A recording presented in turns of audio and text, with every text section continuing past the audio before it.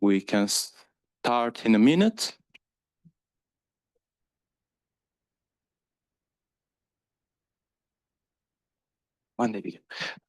Please take your seat as we are starting. Monsieur riservato lì vicino al ministro, dove vuole.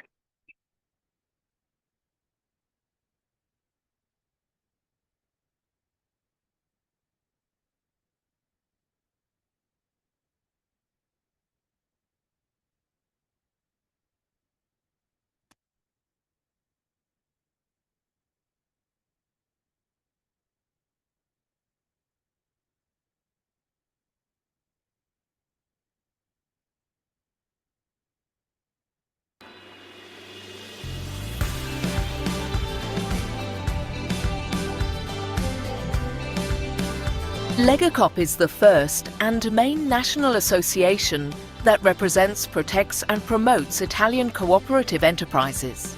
Founded in 1886, it brings together cooperative enterprises active in all Italian regions and in all economic sectors. Its goal? To build a more equitable, sustainable and participatory economy, putting the value of people and work at the centre. Through training, innovation and representation, Legacoop helps cooperative enterprises grow and face future challenges while never losing sight of the principles of solidarity and mutuality.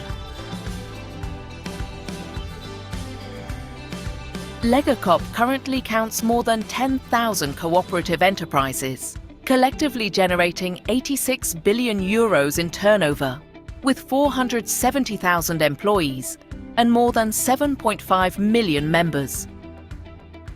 They operate as leaders in many sectors of the national economy, such as agri-food, manufacturing and services, social services, large-scale retail, housing, culture, communication and tourism, insurance and finance, and also in other areas such as mutual assistance, health and services facilities.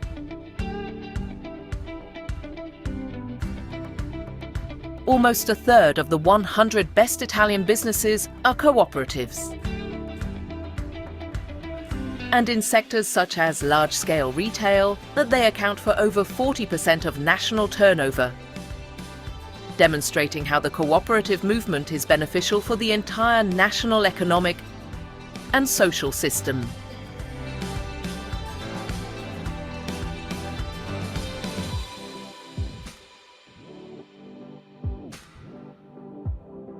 The strength and cohesion of the cooperative movement prove resistant to social and economic changes in our country, with almost 1,000 companies registered for at least 50 years and over 200 companies founded more than a century ago.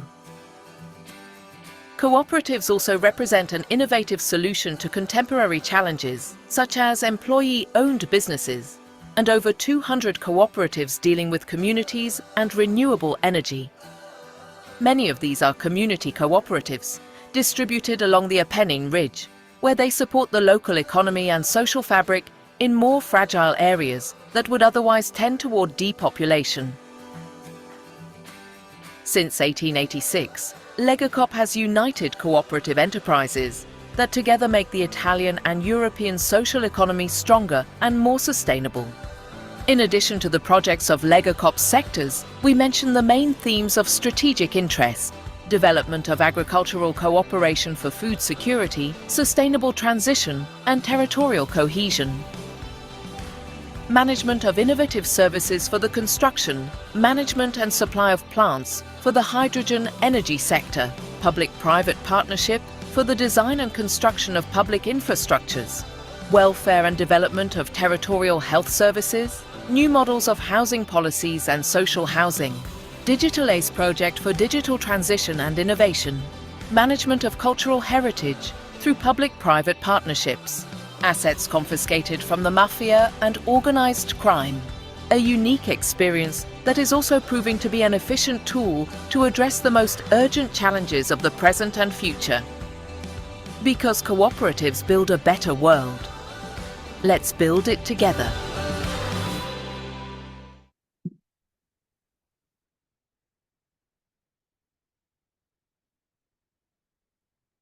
Bene, mandiamo anche l'altro video di Cooperatives Europe come introduzione, poi inizieremo. Imagine a Europe where businesses put people first, where they work alongside their communities to improve livelihoods. This isn't just a vision, it's the cooperative way. It's happening right now across the continent, driven by millions of individual members. And over 250,000 cooperatives across all business sectors of the European economy. As the European region of the International Cooperative Alliance, Cooperatives Europe unites cooperatives under one umbrella, advocating, amplifying their interests, and collaborating with various stakeholders. Its network provides tools and knowledge to drive a people-centered economy, informing the members about policies, supporting their needs, and ensuring their ideas lead to action. Guided by the cooperative principles and values, they link economic development, social inclusion, and long-term impact. By fostering collaboration among cooperatives, they can be positioned as key players in sustainable business, driving transformative change in society. Today, cooperatives have grown into a powerful force, with over 5.4 million cooperators. They shape the European economies, empower their communities, and build a fairer future. As 2025 marks the second ever United Nations International Year of Cooperatives, it's time to celebrate the cooperative difference. So let's seize this momentum to showcase the strength of the movement to build a better world. Join us in shaping that future. Learn more at coopseurope.coop. Ciao e benvenuti all'introduzione all'intelligenza artificiale. Buongiorno a tutti e benvenuti a questo workshop. Io sono Gabriele Verginelli, l'ufficio relazioni internazionali di Legacoop, e senza perdere altro tempo, visto che abbiamo un'agenda molto densa, ho il piacere di chiamare sul palco subito per i saluti istituzionali il nostro vicepresidente di Legacoop Attilio Dadda e la viceministra delle politiche agricole e alimentari Oksana Smachko, che può già accomodarsi al palco.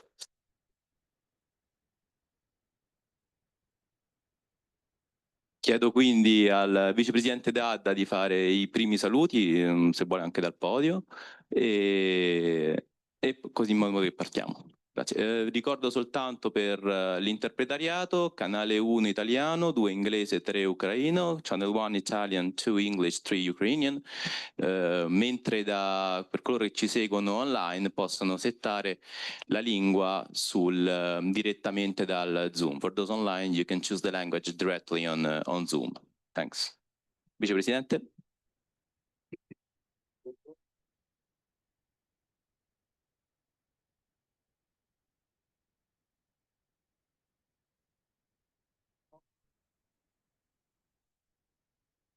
La terza va. Buongiorno.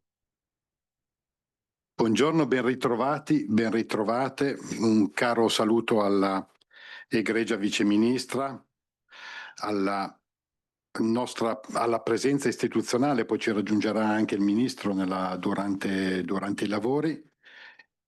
Un saluto ai carissimi colleghi cooperatori dei movimenti cooperativi europei, Movimento Cooperativo dell'Ucraina, agli amici canadesi, agli esponenti del mondo accademico che sono presenti e delle università, alla pubblica amministrazione, ai rappresentanti delle imprese, anche alle organizzazioni internazionali e agli esponenti dell'economia sociale, delle imprese che con noi lavorano in questa nuova frontiera stabilita dalle regole comunitarie.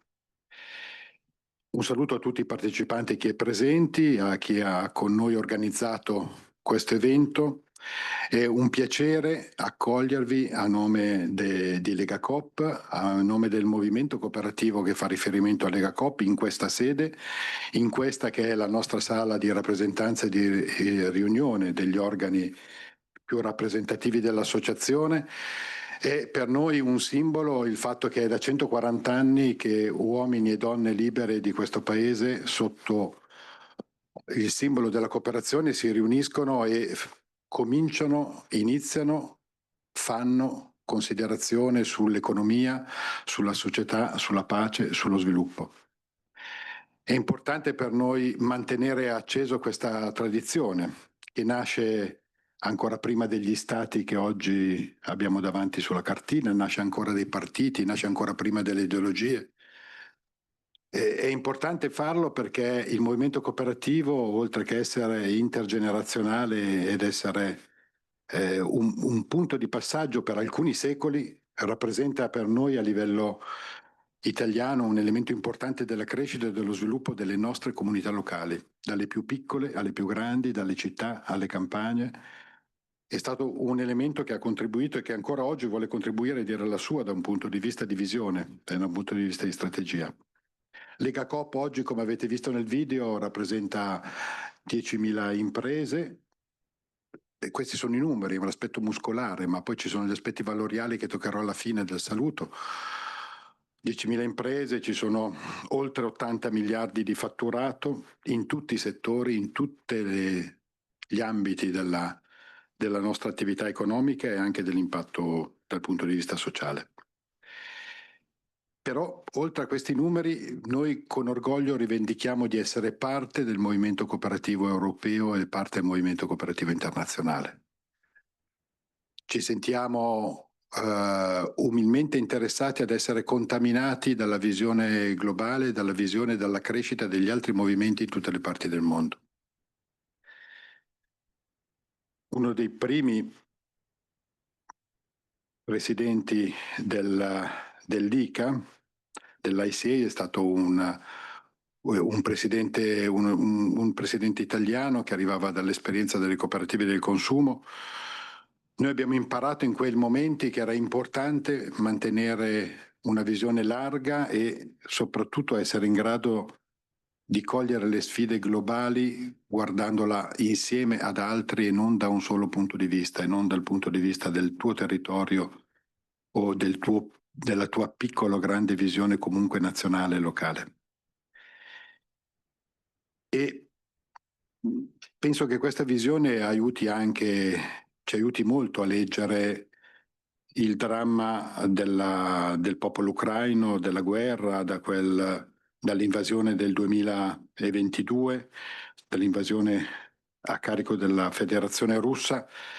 Ci aiuta a leggere anche la complessità del mondo e delle continue guerre che continuiamo a vedere in tutti gli ambiti, anche un po' di guerre economiche forse, se parliamo di dazi, se parliamo di una serie di altre partite, ma insomma abbiamo bisogno di mantenere alto lo sguardo da un punto di vista di visione e anche da un punto di vista di relazioni internazionali. È per questo che a noi oggi fa particolarmente piacere avere i colleghi e gli amici del movimento cooperativo ucraino, delle istituzioni dell'Ucraina e ragionare con noi su quello che tutti noi auspichiamo essere un aiuto, un indirizzo, un auspicio verso la pace, ma che mentre attendiamo questo risultato, mentre lo vorremmo fosse un risultato per una pace giusta, nel frattempo bisogna che noi facciamo qualcosa, come siamo abituati a fare. Il movimento cooperativo non aspetta le altre indicazioni, la diplomazia ha i suoi riti, ha le sue liturgie, ha i suoi tempi, i militari hanno i suoi tempi, le scene internazionali, gli interessi economici hanno i suoi tempi. Il movimento cooperativo deve mettere comunque dall'inizio in campo la propria forza e le proprie possibilità, partendo da unire le singole forze fatte dalle persone, dagli uomini e dalle donne libere che lavorano in questo movimento. Sin dall'inizio il rapporto affettivo di stima e di vicinanza col popolo ucraino l'abbiamo avuto i primi giorni dall'invasione, parlando con le cooperative di consumo, attivando la raccolta fondi. L'abbiamo fatta a livello associativo, ma l'abbiamo fatta anche coinvolgendo le singole imprese che hanno parlato con i singoli soci e che hanno messo a disposizione la prima fase di aiuti e hanno poi dato una risposta incredibile all'accoglienza ai rifugiati che sono arrivati in Italia. agli uomini, alle donne, ai bambini soprattutto, e questo è una cosa che ci lega in maniera profonda dal punto di vista delle relazioni umane che contano insieme ai sentimenti e danno anche la qualità e ci fanno anche ogni tanto sorridere di fronte a un momento che invece è ancora complicato, denso di difficoltà, anche in questo momento dove sono stati incrementati i bombardamenti, dove vediamo le vittime che succedono ancora in Ucraina, nelle città, vicino alle aree più popolate, ed è inutile dirci che per costituzione genetica il movimento cooperativo internazionale è un movimento di pace, non è un movimento di guerra. Dove c'è stata la guerra e dove ci sono state dittature, il movimento cooperativo anche italiano durante il periodo del fascismo ha sempre vissuto un momento di grande calo, attacco e di chiusura. Quindi siamo un movimento che può crescere solo se c'è pace e se c'è libertà. Ed è quello che noi auspichiamo e vogliamo per il popolo ucraino e per la difesa di un territorio che rappresenta non tanto dei confini fisici, rappresenta la cultura, rappresenta un aspetto anche di tenuta per le democrazie e per quello che è per noi la libertà in senso lato. La solidarietà non si ferma e insieme alla solidarietà abbiamo sempre pensato dall'inizio a un concetto di ricostruzione. E anche qui mi limito alla considerazione che facciamo noi, che facciamo da movimenti cooperativi e non guardo agli incontri che nella capitale sono in corso, a tutta la conferenza, all'organizzazione che ci saranno in queste ore che noi ci auguriamo possa portare una visione positiva, ma abbiamo scelto volutamente l'aspetto agroalimentare, il fatto di legarci da un punto di vista con le esperienze del mondo agricolo e del mondo rurale, perché in Italia e in Europa, ma anche in altri paesi, in altri continenti, penso all'America Latina, penso alla stessa Asia, dal mondo agricolo, dalla presenza e dalla visione cooperativa tra i piccoli produttori nel ricostruire la filiera, nel fare opere che hanno impatto da un punto di vista sociale ma anche da un punto di vista ambientale e della sostenibilità, questa è una delle vie che porta i maggiori risultati e dove il movimento cooperativo ha una storia lunga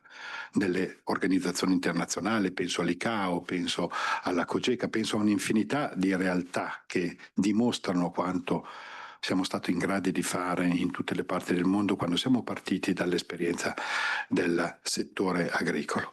E in Italia, per quanto ci riguarda, sui prodotti ad esempio a marchio, a denominazione di origine protetta, i marchi storici che rappresentano anche le nostre eccellenze nel settore agroalimentare, la stragrande maggioranza di questi marchi sono marchi cooperativi, sono marchi che appartengono in una forma molto partecipata e diffusa al movimento cooperativo.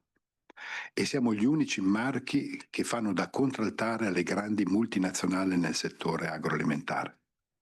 E questo rappresenta una scelta anche di sviluppo e di capacità di visione per quello che avremo davanti nei prossimi anni sul tema del cibo, sull'identità che ci lega la nostra cucina, il piatto, alla conservazione di un territorio anche come biodiversità da un punto di vista ambientale.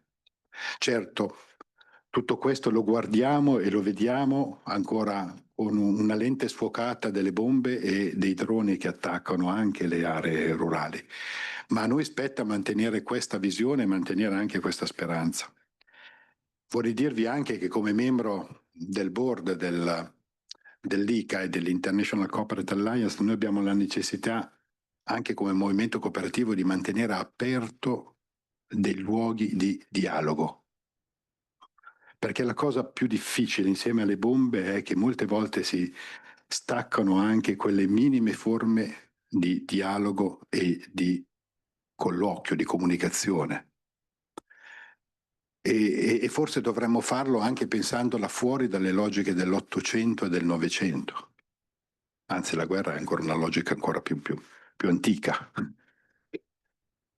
A noi come movimento cooperativo spetta riaprire, anche partendo da esperienze come quelle che stiamo discutendo e parleremo oggi, firmeremo degli accordi, avremo una serie di partite che ci diranno che noi comunque metteremo in forma concreta, scriveremo su della carta, ma scriveremo soprattutto nell'accordo tra persone quello che abbiamo in mente di fare e come possiamo contribuire a crescere. bene. Penso che nel movimento cooperativo e nelle relazioni noi dobbiamo andare oltre la parte economica e imprenditoriale, che è una condizione essenziale per fare il cooperatore. Non possiamo fare cooperatore senza avere chiaro quali sono gli elementi del sistema capitalistico e dell'economia, ma la parte dopo, che è l'altra parte quasi qualificante del lavoro, è che noi dobbiamo metterci in mente di avere ben chiaro che i 7 principi universali del movimento cooperativo e il principio di ritorno alla comunità, alla partecipazione, al rispetto, alla democrazia, ai diritti sono una cosa altrettanto importante come quella di chiudere un bilancio in positivo. È una condizione necessaria ma non sufficiente essere imprenditori per essere cooperatori. Per essere cooperatori bisogna che aggiungiamo la seconda parte di questa discussione e la facciamo anche riempiendoci dei valori come quelli che oggi discutiamo intorno alla pace, intorno alla solidarietà a un popolo amico dell'Italia, del movimento cooperativo italiano, a un popolo amico anche nelle crescite e nelle visioni di sviluppo per le sfide globali.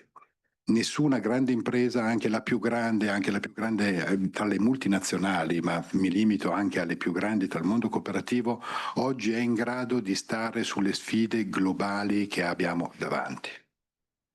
Sulle sfide energetiche, sulle sfide della proprietà, ad esempio, della maggioranza dei semi e di quello che sta avvenendo sugli OGM, sul tema più generale. Insomma, abbiamo tantissimi argomenti davanti, oltre che la sostenibilità di un pianeta e di una crisi climatica che incombe come le guerre. Tutte queste partite stanno in piedi solo se noi abbiamo la visione complessiva e globale, se noi mettiamo da parte la visione singola e cominciamo ad abituarci a ragionare insieme, a tenere alta la visione del lavoro comune, quindi il ruolo delle organizzazioni e delle organizzazioni internazionali. Questo ci aiuta anche a dire che dobbiamo costruire nei momenti di pace e di guerra questa visione ulteriore.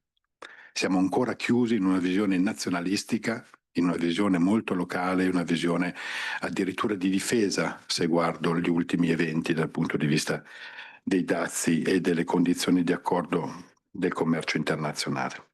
Lasciatemi infine chiudere e finire e ringraziare tutti, perché questo è anche l'anno per noi delle cooperative stabilito dall'ONU e quindi è importante dare seguito, mettere concretamente a terra, dare un significato anche visibile a quello slogan che sta sotto l'indicazione dell'anno internazionale delle cooperative, che le cooperative possono migliorare il mondo. Se quello slogan è vero, noi abbiamo necessità di dare prova con gli amici e i colleghi canadesi, dell'Ucraina, della Comunità Europea, degli altri stati, che noi siamo in grado di portare e di dare una forma concreta alla parola aiuto, solidarietà, rispetto e pace. Questo è l'auspicio ed è il ringraziamento ed è l'apertura dei lavori che faccio a nome del Movimento Cooperativo di Legacoop. Grazie. Grazie Vicepresidente per averci ricordato come il movimento cooperativo sia fatto di imprese ma soprattutto di valori, e adesso è un onore poter chiamare invece per il welcome anche la Vice Ministra delle Politiche Agricole e Alimentari dell'Ucraina, Oksana Smachko, che ringraziamo per l'attenzione che sta dando al movimento cooperativo in questi mesi, in questi anni. Prego.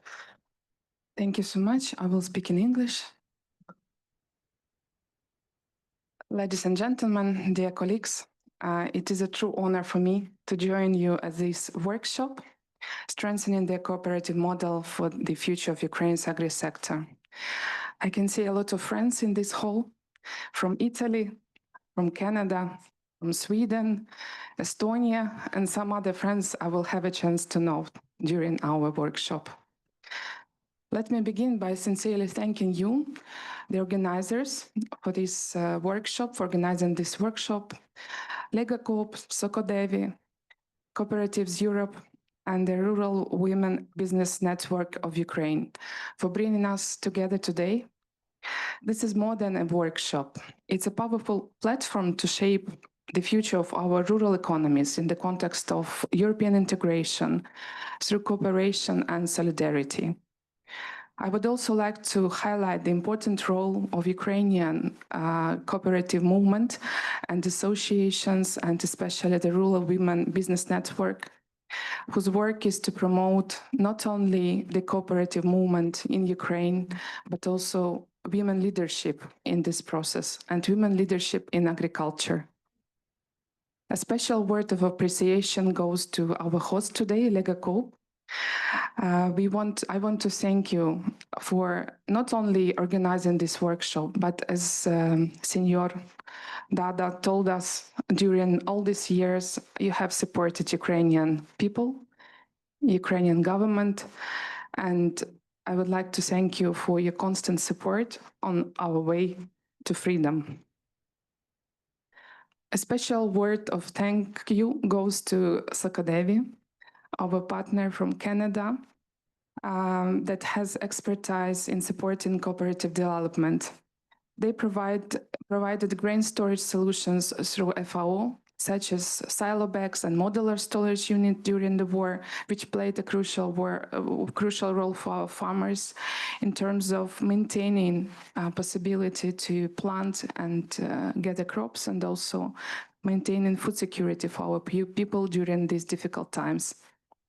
Today, we mark the continuation of our collaboration with the launch of our second joint project with SOCODEVI, focused on empowering dairy cooperatives, a sector that remains a key priority in our agricultural development strategy. What I would like to mention, cooperatives are not outdated, just quite the opposite. The government has adopted the strategy of Rural and Agricultural Development 2030 last year in November, and cooperatives movement is one of the key pillars for development of rural territories in Ukraine. We acknowledge this importance and the importance of cooperative movement as a key driver of such development. And what we would like to ask to share your experience, to share your expertise on this way, because you have more than 140 years of experience in this area, and of course Ukraine has a lot to learn from you.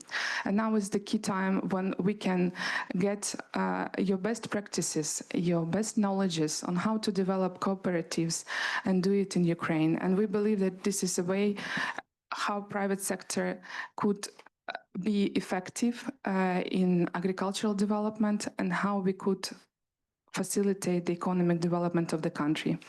Nowadays, agriculture is one of the key sectors of economy in Ukraine that provides 17.8% of GDP in 2024. Agriculture brought us 56% of foreign exchange revenues, and 56% of the exports of overall production in Ukraine. It's not about being so effective in agriculture, but it's about the impact of war, which places on all our industries. And agriculture has shown itself to be the most sustainable, the most stable, and the most active area of economy in Ukraine during the last times. At the moment, we have more than 2,300 cooperatives in Ukraine. And of course, we have a lot to learn from Legacoop that has more than 10,000. And we believe that development of new cooperatives in Ukraine can be a very effective mode of cooperation between our countries and between Ukraine and Europe, between Ukraine and Canada and other regions, because farmers can find a common understanding and common language much faster than government officials or even governments, because the farmers are those who are close to the land and who understand the true value of cooperation. And of course, we would like to see more and more new cooperatives developing in Ukraine, because in our territory, 2,300 is not enough. It's a very small share. And globally, the picture is much better. Speaking of Europe, speaking of Italy, and of course, with the time for our meeting today is very symbolic, I would like to say, because we have this meeting during the Ukraine Recovery Conference and during the International Cooperative Day, Cooperative Year. So I believe it could also become a good platform for our further cooperation, for the further exchange. I would like to thank you for coming here, for your constant support to Ukraine, and for your readiness to help and to share your knowledges, your best practices with us, and to help us to become more effective and more sustainable. Because all important topics that Vice President has been raised on climate change, on biodiversity, on diversification of production, on sustainable development. These topics are also very important for Ukraine today. And we are working hard to ensure the possibility for Ukrainian businesses to go forward, the possibility to grow, and of course to provide more opportunities for women, for vulnerable groups such as displaced people, such as veterans. And cooperative could be also a very good platform for such people to join agriculture and to be effective. So once again, I would like to thank you for providing us this possibility to discuss important issues of cooperative movements and development in Ukraine and in Europe, and also for your support to women leadership in Ukraine and worldwide. Thank you. Thanks so much, Vice Minister, for your welcome and for opening us the vision on the different priorities of the agricultural sector in Ukraine and on the alliances that we can build at European level. Thank you again, both of you, for the introduction. So we now move to the first panel.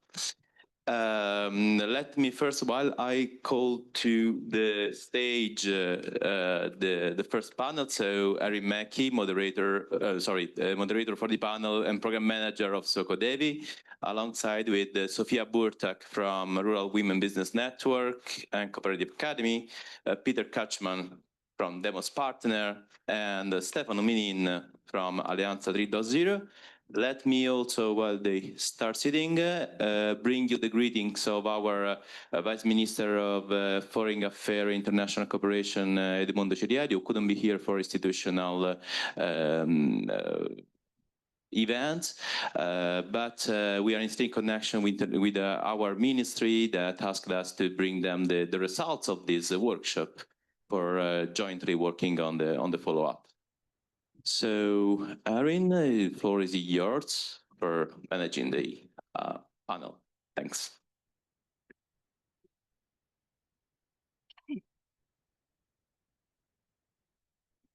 Working? Hey, can everyone hear me okay? Okay, great. All right. So welcome everyone, and it's my pleasure to be here today. I'm Erin Mackey. I'm with SOCODEVI.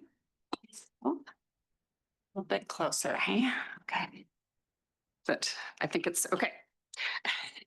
Like, good? Okay. So I'm Erin Mackey. I'm the program manager with SOCODEVI. SOCODEVI is a Canadian-based international development agency. We support cooperative development around the globe. We operate in 40 different countries, supporting over 1,000 cooperatives over our time working. My role is as program manager for our projects in Ukraine, and it is my pleasure to work with our Ukrainian partners. We have 3 partners in Ukraine that we work with: the Dnipropetrovsk Agricultural Advisory Services, the Rural Women's Business Network, and the Cooperative Academy. And we have been working since 2008 in Ukraine, so we have a long history together. And we've recently signed a new agreement with the Government of Canada, and we're very proud to say that we're going to be continuing our work until 2032.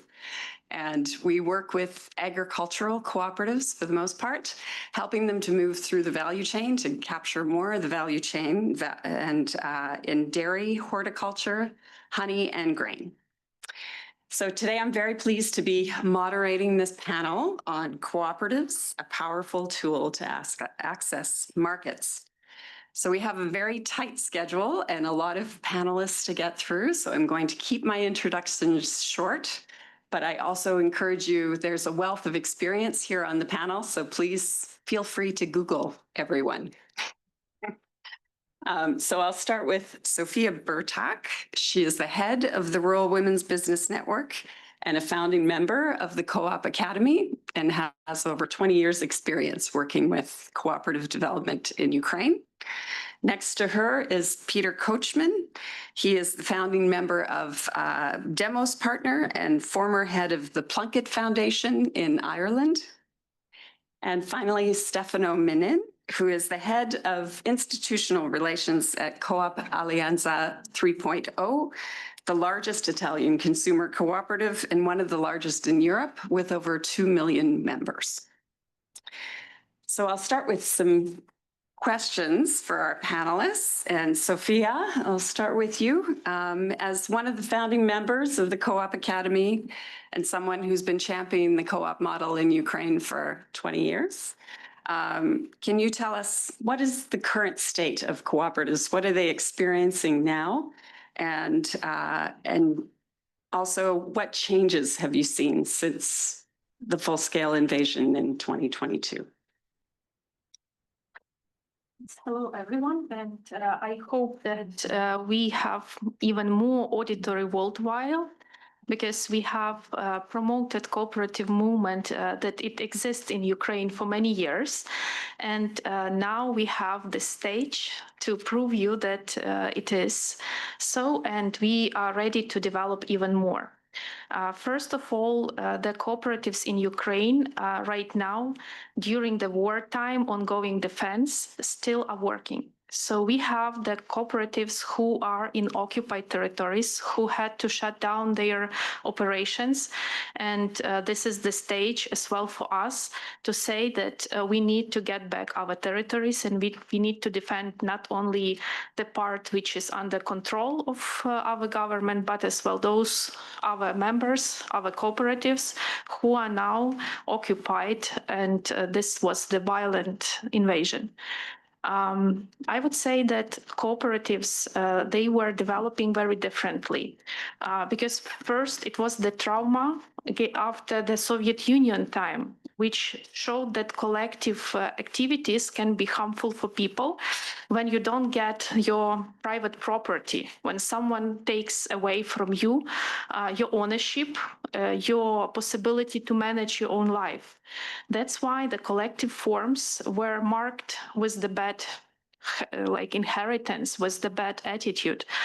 But when we started to rebuild the real cooperative model with the help of our Canadian and European colleagues, we were able to rebuild in the democratic mode.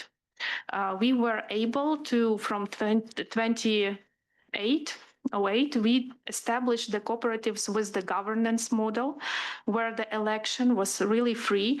And for people, it was a big change and a big example that voting will result in really election of their own president, board, supervisory commission, and that was very big school of democracy. The cooperative bring the values of being able to manage your life and to manage your surrounding.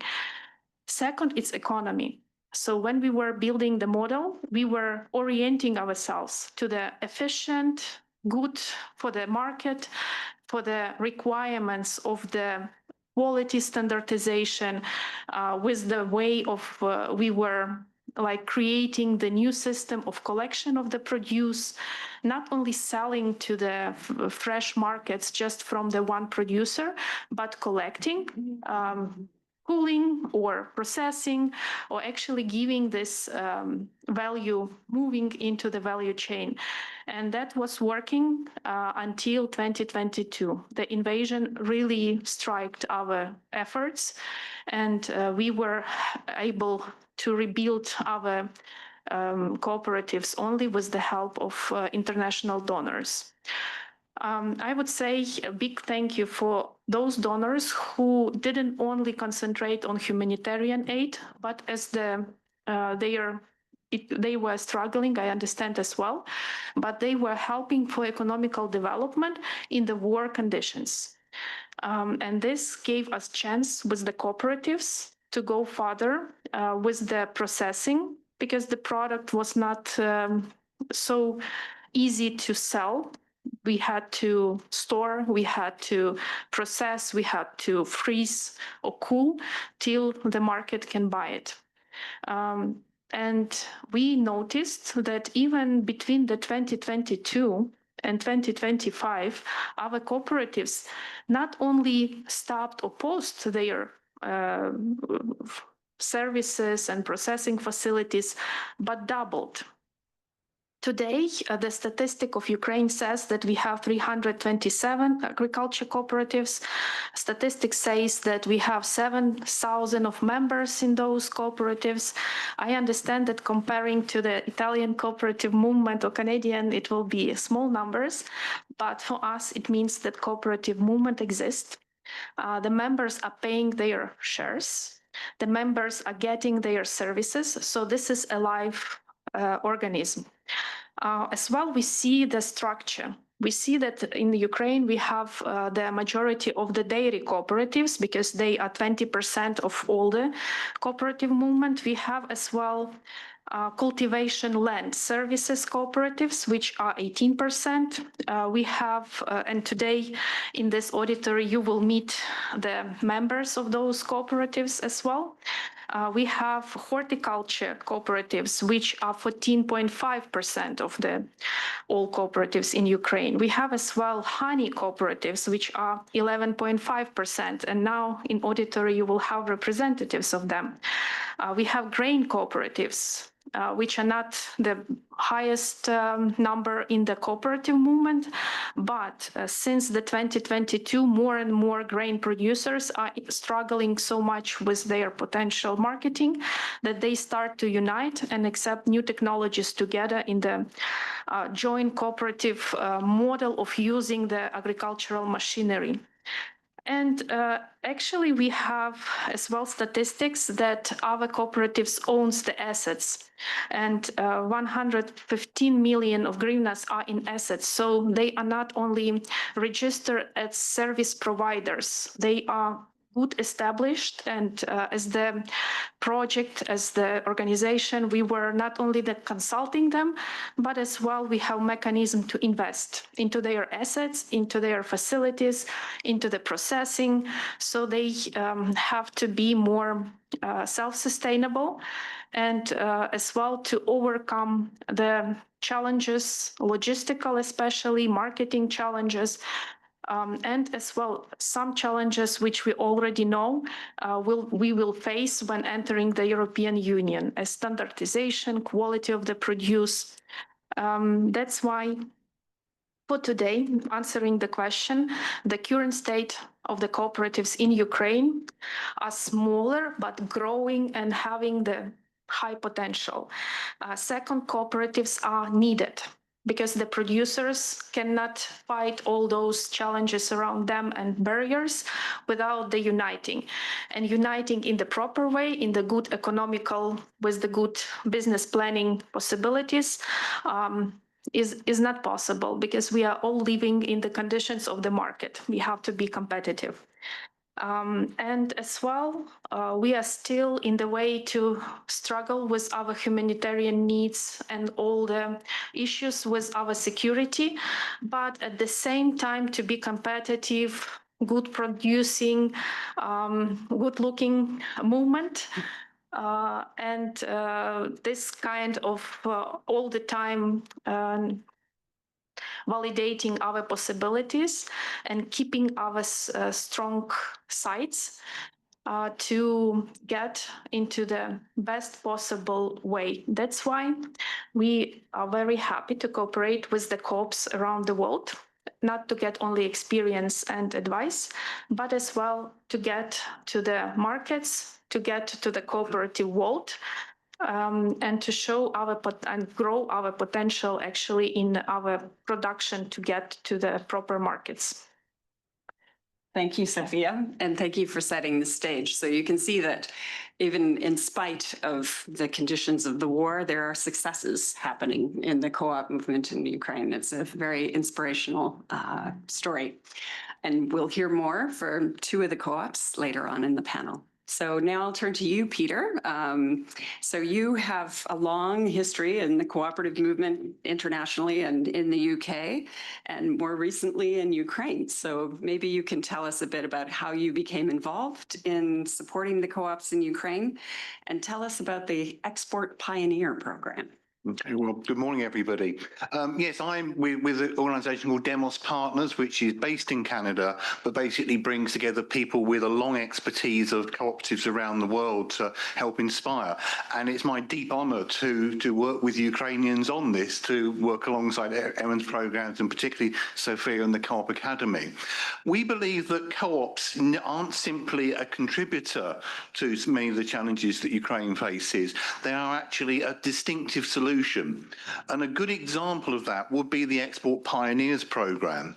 How this programme worked was it was identified by the agricultural cooperatives of Ukraine that one of their issues was that they simply wanted to understand more about the export markets that were opening up to them. They wanted to understand what it took to actually, as a modern European nation, to connect with others to ensure they had new markets opening up as well as their existing. Now, I'm sure many from the private sector could also try to do the same there, but cooperatives can actually do it differently. So what we assembled for them was to actually approach some of the world's largest retail co-ops, all of them multi-billion euro enterprises with fantastic expertise and buying expertise for that. And so from that, what they freely gave was not one, not two, but three of the world's largest cooperatives sharing their expertise with agricultural cooperatives in Ukraine. So in the United Kingdom, Cooperative Group, in Canada, Federated Co-op from Western Canada, and one of undoubtedly the best partner on the programme, which we thank heavily for their work, was Legacoop and its members. Each of those cooperatives spent time online working with agricultural co-ops to explain what does it take to actually sell in the modern world. What are the needs there? What are the challenges? What are the disciplines needed? A complete free exchange of knowledge that otherwise people from other sectors would probably have been paying a fortune for or not even having access to. Legacoop went one further and also organised sessions with their buying department so agricultural co-ops from Ukraine could actually experience what it was like to try to sell directly into a buying department for that. And that is what co-ops are about. Our sixth principle is cooperation among cooperatives. We actually believe in that exchange of knowledge around the world. That's been freely shared throughout our history. And as Ukraine goes on the journey that it's on now of actually preparing itself for the future of the nation, this is a vital part of it. Because what we learn as we work with cooperatives around the world is they're not simply economic entities. They are also providers of identity, of ordinary people feeling connected with protecting what matters to them in their societies and actually creating a sense of ownership of the future that's being created and helping to shape it for them. So it's been a tremendous honour to be part of that. And this is just one example of the kind of work that we're going over the coming years to help build a Ukraine that actually meets the needs of its people. Thank you. Thank you, Peter. That's great. And so we've now just started this work with our current project, but under the new project honor, we're going to continue doing this work, and Demos Partner will be supporting the work. So thank you, Peter. So I'll move on to Stefano. We're here in beautiful Italy. It's wonderful. This is my second time in Italy, but it's wonderful to be here. The co-ops in Italy have always been a foundational part of the economy here. And maybe you can tell us a bit about your cooperative, Alleanza 3.0, and the role of consumer co-ops in establishing fair value chains, even in war and post-war conditions.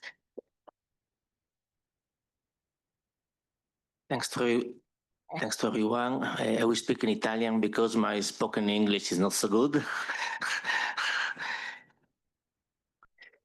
Allora, Coop Alleanza è la più grande cooperativa di consumo in Italia. Associa oltre 2.200.000 soci, ha oltre 350 negozi, è presente in 9 regioni e ha più di 16.000 dipendenti. È presente fondamentalmente in tutte le regioni che sono bagnate dal mare Adriatico, ma è parte di un consorzio che si chiama Coop Italia, che raccoglie tutte le cooperative di consumo in Italia, che lo ricordo, le cooperative di consumo sono la prima forma di cooperazione che è nata in Italia nel 1854 a Torino, pochi anni dopo, 10 anni dopo, la prima cooperativa nata a Rochdale, Manchester, nel 1844, quindi è un pezzo importante del movimento cooperativo. Coop Italia associa, dicevo, le maggiori cooperative di consumo, ha un fatturato di 14,3 miliardi di euro, e associa queste cooperative che insieme fanno circa 54.000 dipendenti e è il consorzio che permette alle cooperative di fare politiche commerciali comuni, ma è anche il titolare della produzione del prodotto a marchio, perché dentro il prodotto a marchio Coop ci sono tutti i valori del movimento cooperativo che sono stati illustrati molto prima dal vicepresidente di Legacoop e che noi facciamo ovviamente nostri. E da questo punto di vista è chiaro che il lavoro di Coop Alleanza, oltre che stare sul mercato ovviamente, fornire beni e servizi ai nostri soci al miglior prezzo possibile, e considerate che nei nostri negozi noi abbiamo una frequenza dei soci per oltre l'80%. Quindi ogni 100 persone che entrano nel negozio, 81-82 sono soci, 19 sono clienti che noi speriamo nel tempo diventino anche soci. E dicevo, oltre che stare sul mercato e fornire i migliori prodotti, ovviamente la cooperativa ha nel suo DNA il principio dei 7 valori cooperativi. E quindi all'interno di questi principi ovviamente c'è l'attenzione al territorio e l'attenzione alla cooperazione tra cooperative. E da questo punto di vista noi operiamo in questo senso, quindi dove c'è la possibilità operiamo per favorire la redistribuzione di valore sul territorio, quindi i nostri fornitori sono sparsi in tutta Italia ovviamente, perché dove è presente la cooperativa con i propri soci è giusto che la cooperativa dia servizi ai soci ma dia anche un valore al territorio, e ovviamente ove possibile in campo internazionale collaboriamo con le cooperative che possono far questo. Come diceva prima il vicepresidente, è difficile per una cooperativa fermare una guerra, però possiamo contribuire fattivamente a costruire una pace. Questo è il tentativo che facciamo. Io sono particolarmente orgoglioso di poter dare il mio piccolo contributo alla restituzione di un'Ucraina libera, nella pace e nella libertà. Io vengo da Trieste e io racconto sempre che la distanza fra Trieste e Leopoli è minore che la distanza fra Trieste e Palermo. E quindi, come dire, c'è anche un'attitudine personale a capire le difficoltà del popolo ucraino nel perseguire libertà e valori democratici. Dicevo, ci sono degli esempi che possono essere raccontati dove la cooperazione è riuscita a costruire un pezzo di pace. Ne porto uno solo, e tra l'altro cade in questo periodo l'anniversario di 30 anni di Srebrenica. Voi ricordate tutti, a Srebrenica ci fu una pulizia etnica, 10.000 musulmani uccisi sotto lo sguardo distratto, mettiamola così, dei caschi blu dell'ONU, che erano tra l'altro olandesi, quindi Unione Europea. Lì vicino un gruppo di donne, questo per ricordare anche, a me fa piacere oggi questo panel, molto partecipato dalle donne, perché significa che la cooperazione ha anche un fattore di emancipazione fra i generi, il che non guasta mai. E dicevo, lì un gruppo di donne ha messo insieme le donne i cui mariti molto probabilmente si sono sparati, quindi donne di etnie diverse che hanno messo insieme una cooperativa. La cooperativa ha un nome in italiano, si chiama Cooperativa Insieme, perché voi sapete che dopo la divisione della Bosnia e della Serbia hanno diviso persino le lingue, lì si parlava il serbo-croato, poi hanno inventato il serbo e il croato inventando parole nuove per sancire proprio la distinzione. Bene, questa cooperativa insieme si è messa insieme, ha messo insieme i produttori di piccoli frutti del territorio, mirtilli, more, e ha costruito le condizioni per fare delle marmellate e dei succhi biologici buonissimi che si chiamano frutti di pace. Il movimento cooperativo italiano, la cooperazione di consumo, in particolare Coop Alleanza, ma anche Coop Lombardia, che sono quelle che ci hanno creduto per primo, hanno introdotto questi prodotti nel loro assortimento. Considerate che prima questi prodotti venivano lodevolmente venduti dalle catene più piccole di market alternativo, ma ovviamente i numeri sono molto piccoli. Cioè, quando noi facciamo 2 promozioni all'anno di questi prodotti per i nostri soci e garantiamo il 50-60% della produzione complessiva della cooperativa. Quindi lì abbiamo costruito le condizioni per migliorare le condizioni di quel territorio e quindi costruire la pace nell'autonomia economica, nell'interdipendenza, nella libertà. Qual è l'elemento fondamentale di quel progetto? E qua porto il contributo anche per gli eventuali progetti in Ucraina. Quel prodotto, che è un prodotto di solidarietà, ha un'altra caratteristica che è fondamentale, che è straordinariamente buono ed è apprezzato dai consumatori. Perché ricordatevi che la solidarietà, quando uno compra, la fa la prima volta. Se poi il prodotto non è buono, difficilmente reitera l'atto d'acquisto. Quindi da questo punto di vista tentare di costruire assieme prodotti di qualità che siano apprezzati dai consumatori è nel nostro DNA. Noi siamo qua anche perché è un punto di arrivo, come sottolineava prima Dada, perché come cooperatori di consumo abbiamo aderito in maniera massiccia alla raccolta fondi per l'Ucraina all'inizio della guerra, e considerate che del 1,7 milioni che abbiamo raccolto nelle cooperative di consumo ci sono stati più di 100.000 consumatori che hanno versato di tasca propria il contributo, quindi abbiamo tentato di costruire una sensibilità molto forte rispetto alla causa ucraina. Facciamo quel che possiamo ovviamente e tentiamo di farlo bene. Tutto qua.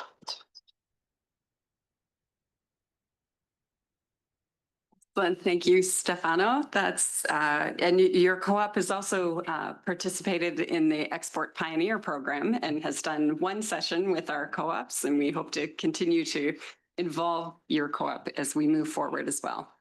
So we have, again, this was a very short introduction to our panelists, so I encourage you to reach out and speak to them at the coffee break. We'll also have a question and answer period after the second panel, where you'll be able to ask questions of these panelists as well. But now we must move on to the next part of the session, which are the case studies. We'll hear from some of the co-ops that we work with in Ukraine and a co-op from here in Italy as well. So thank you very much. Okay, so now I would like to invite Nazir Karpan to come up. He is a co-op member of Viana Polyana, which is one of the berry cooperatives that we work with in Ternopil region of Ukraine. And he has a short presentation to share with us. Thank you, Nazir.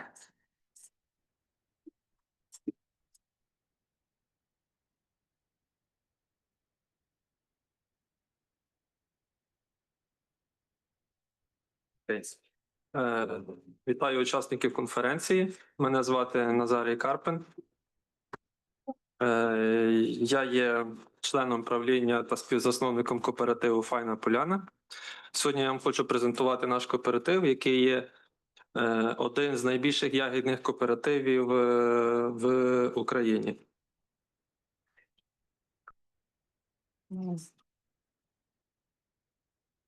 Я працюю. Правління кооперативу складається з 4 людей, між якими розподілені обов'язки. На жаль, з війною 2 членів правління змушені захищати нашу країну, і їхні обов'язки виконують інші члени кооперативу. У зв'язку з складною ситуацією в нашій країні, війною і великою міграцією населення, все ж таки наш кооператив кожного року росте. і зараз він нараховує 150 сімейних фермерських домогосподарств та фермерських господарств з сукупним земельним банком 100 гектарів ягідних насаджень.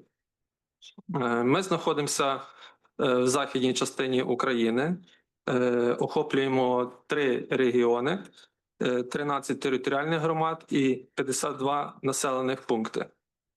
Наш кооператив надає широкий спектр послуг для членів нашого кооперативу. Це саме спільні закупівлі засобів захисту рослин, добрив, посадкового матеріалу. Ми організовуємо маркетинг, експорт, організовуємо семінари, навчання, конференції для членів кооперативу. Також наші члени кооперативу продають свою продукцію по значно вищих цінах завдяки доданій вартості. І наші члени кооперативу постійно отримують консультації та технологічний супровід у вирощуванні своїх плантацій. Коротко зупинюся про наших виробничих потужностях. Від моменту заснування до сьогодні ми постійно ростемо. У 2024 році ми виготовили 900 тонн ягідної продукції.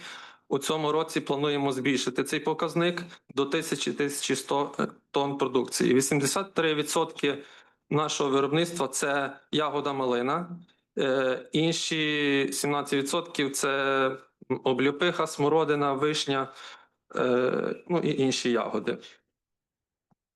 В основному ми нашу продукцію, яку виготовляємо, стараємося експортувати. Основні країни-покупці – це в нас Польща, Чеська Республіка та Естонія. Але ми дуже активно працюємо над тим, щоб розширити нашу географію експорту. Наш кооператив кожного року розвивається і інвестує кошти в розвиток виробничих потужностей, інфраструктури і логістики.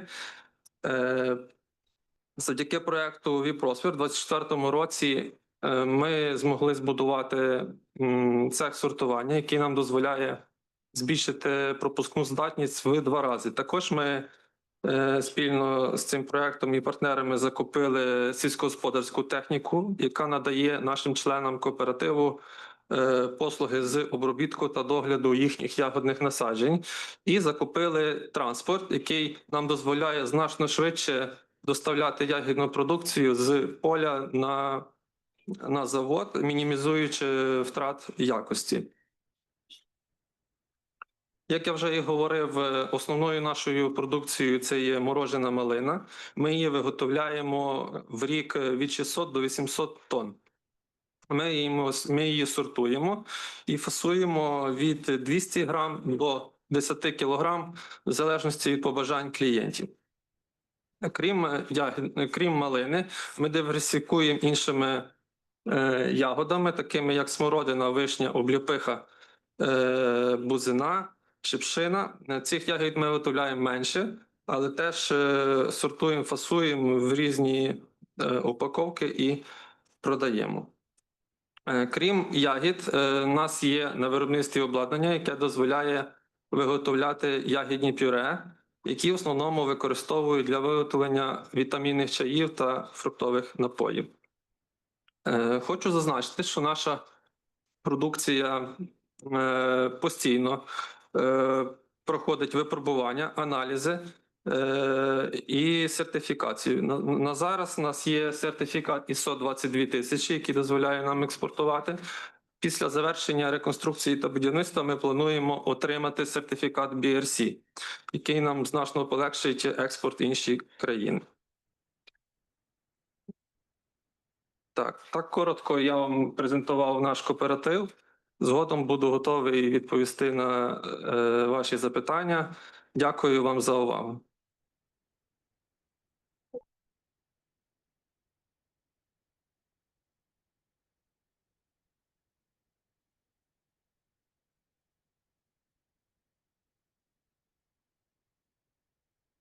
Thank you, Nazir, and we really appreciate our Ukrainian colleagues who have come such a far distance to be with us here today. So our next presenter is with Svidisvoho Cooperative, and they are a self-proclaimed feminist cooperative, and they produce the most delicious honey. And Tatiana Sunchuk is here to present her cooperative to us. You're the chair of the cooperative. Please come and join us. Thank you. Доброго дня.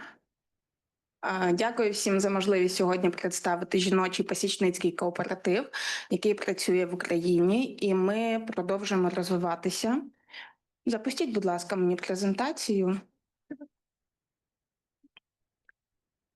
Маленька предісторія. Я ніколи не планувала і не хотіла займатися бджільництвом, але так склалося, що на сьогодні я пасічниця з 20-річним стажем, науковиця, мама, домогосподарка і просто жінка, яка дуже любить бджіл і любить допомагати іншим жінкам розвиватися.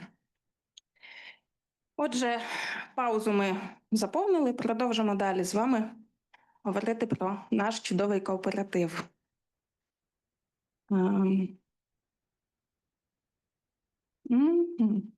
Наша маленька команда, яка допомагає втілювати мої шалені ідеї в межах правового поля із дотриманням всіх технологічних правил. Але насправді кооперативи – це про демократію, тому всі питання, які в нас виникають, ми вирішуємо одноголосно. Щось у мене клікер не працює, тому я не можу переключити слайди, якщо... О, є. Отже, мета нашого кооперативу – це створення якісних і безпечних продуктів бджільництва із доданою вартістю. Наша історія розпочалася ще з 2016 року, тому що бджільництво в Україні сприймається як чоловіча справа. І жінок насправді було дуже мало, які працювали з бджолами. І для мене було важливим вияснити, чому так. І я почала досліджувати це питання більш глибше. І з 2016 по 2019 рік я займалася цим питанням. І нарешті ми знайшли, чому так відбувається. Тому що це насправді важка фізична справа, це дуже складно, переробка, збут продуктів. Ми стикалися з дуже великими викликами, як для жінок в українському бджільництві. І в 2020 році, завдяки тому, що в наше життя прийшла коополія, ми змогли знайти вирішення нашого питання за рахунок створення кооперативу. І в грудні 2020 року ми зареєстрували сільськогосподарський кооператив «Свій до свого». І це перший жіночий кооператив в Україні, який об'єднує жінок-пасічниць. У 2021 році ми дуже багато навчалися. Ми визначали для себе стратегію розвитку, куди ми будемо рухатися, хто наша команда і як ми будемо жити далі. Але на превеликий жаль, в 2022 році в нас прийшла війна. І, вибачте, я хвилююся через це. І дуже багато жінок виїхали з України заради збереження життя своїм дітям. Дякую. Переживши 22-й рік і якось втамувавши свої емоції, ми повертаємося до України. У 23-му році ми відновлюємо свою роботу. І в кінці 23-го року в наше життя приходить проект «Віпроспер» від SOCODEVI, за що ми дуже вдячні за цю підтримку, бо завдяки цій важкій і довготривалій роботі в кінці 24-го року ми змогли запустити і відкрити сучасний цех з переробки продуктів бджільництва. Наші члени кооперативу на сьогодні об'єднують переважно Полтавський регіон. Ми знаходимося, ви на карті бачите, ми знаходимося в різних частинах Полтавського регіону і є у нас учасники з сусідньої області, з Харківської області. У нас 14 осіб. І в зв'язку з гендерною рівністю у нас є 10 жінок і 4 чоловіки. Насправді ми відкриті як і для жінок, так і для чоловіків, але жінки більше вірять, більше довіряють, мають більше сили і приходять в наш кооператив, і ми продовжуємо розвиватися. Також ми об'єднуємо як і початківців, так і вже жінок, членів кооперативу з великим досвідом, в когось 10 сімей, в когось 500. Ну, тобто в нас немає обмежень в цьому плані. І також частина наших членів кооперативу у зв'язку з війною несуть зараз таку місію і захищають нашу країну. Ще додам, що сумарно ми зараз утримуємо 500 сімей. В нас є племінне господарство, яке займається збереженням аборигенної української степової породи бджіл. І для нас це важливо, тому що це про збереження біорізноманіття в цілому. І ми можемо виробляти потенційно до 25 тонн меду щорічно. На фотографії наш сучасний цех. І незважаючи на те, що ми розпочали роботу в кінці 2024 року, це вже завершення пасічницького сезону, але ми змогли запустити виробництво і виробити 300 кг крем-меду і заключити контракт із харчовим підприємством, яке в нас місцеве виробляє пиво з нашого меду. Тому такі у нас досягнення були на 2024 рік. У 2025 році ми вже змогли на сьогодні заключити 5 нових контрактів з клієнтами, які продають нашу продукцію, виготовити 1000 баночок крем-меду, я вам пізніше покажу, що це. І ми запустили новий проект із виготовлення шоколадних цукерок із додаванням бджолиного обніжжя, тобто з квіткового пилку. Це інноваційний продукт, який в Україні ще не виробляється масово. Ми зараз його тестуємо і сподіваюся, що в найближчому майбутньому в нас буде більший випуск. Щодо нашого основного продукту – мед. Його ми можемо виробляти до 25 тонн, я вам вже про це сказала. Це може бути різний монофлорний мед сортовий, який найбільше в нас розповсюджений. І потужності наші ви також виробничі бачите. Але ми не зупинилися на цьому, ми почали виробляти крем-мед. Тобто це мед, який проходить спеціальні технологічні процеси. Ми додаємо туди сублімовані фрукти, ягоди, за рахунок чого ми покращуємо його властивості, і споживачі більше полюбляють такі продукти. І знову ж таки маємо різні асортименти по смаках. З воском ми теж вирішили не жартувати, ми придумали інші продукти, які ми можемо виробляти. Це воскові свічки та воскові серветки, які використовуються для збереження продуктів харчування. Ми ще не мали досвіду експорту, але завдяки програмі «Піонери Експорт» ми зрозуміли, що наші амбіції не безпідставні, ми знаємо, куди тепер рухатися, ми вміємо готуватися до майбутніх викликів щодо експорту. Тому дякую всім за увагу, дякую за те, що ви є в нашому житті.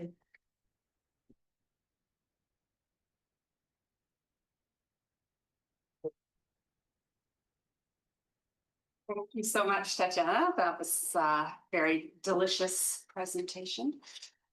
So now I'll invite Simon Belayete from the SOCODEVI. I have to try to speak Ukrainian names and now Italian names. Wait, that's happened. Thank you so much.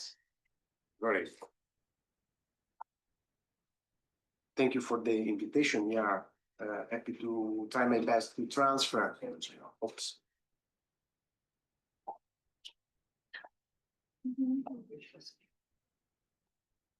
It must be now turned on, right? Okay, great. So thank you so much for the invitation. We are trying the best to transfer the experience coming from the group I happy to represent here. I'll shift from English to Italian just because the presentation is like this and easier to me to continue in this way. So.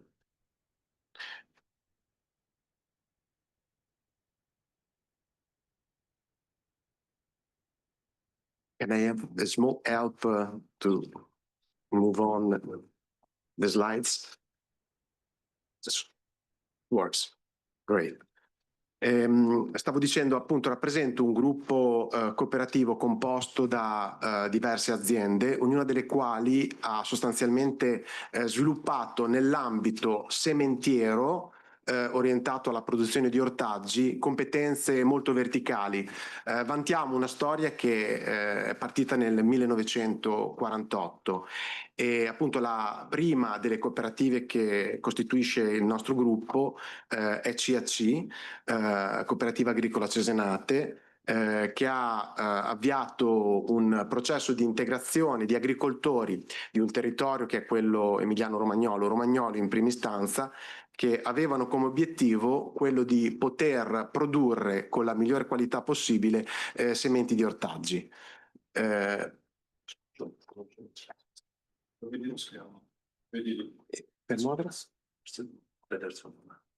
Non funziona. Scusate, ho un problema tecnico nel muovere le slide.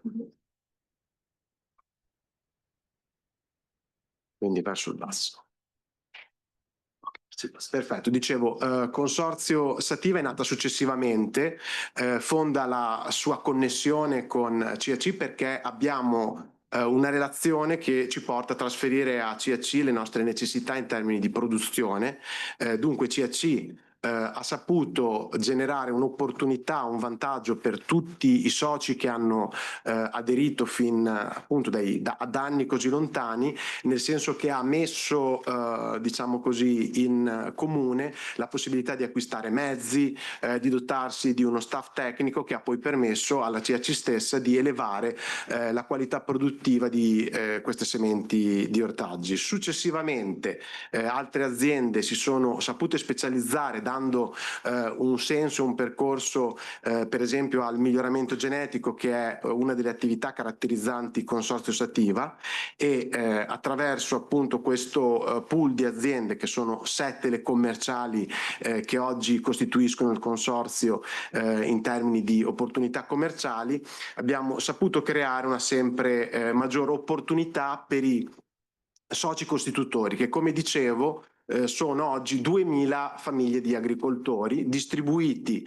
in 4 regioni principali, ognuno dei quali appunto di queste famiglie di agricoltori ha la possibilità di vedere trasferito alla propria azienda agricola delle superfici coltivabili, che sono quelle che le famiglie di agricoltori appunto auspicano di poter realizzare, con un vantaggio evidentemente economico in termini di remunerazione per il prodotto così realizzato. Quindi questo meccanismo di interconnessione su le aziende cooperative che costituiscono il nostro gruppo ha come finalità ovviamente quella di migliorare le opportunità di remunerazione professionali, le chance di competere in un mercato globale come quello delle sementi in cui il nostro gruppo si trova a doversi confrontare. Dicevamo che una delle attività che ci caratterizza è appunto quella del miglioramento genetico e del mantenimento in purezza di varietà ortive. Qui si cita il fatto che 65 sono per esempio varietà di dominio pubblico, quindi si tocca un tema legato appunto alla proprietà intellettuale e alla volontà di mantenere questo tipo di risorsa come dire, collettivamente disponibile ed aperta.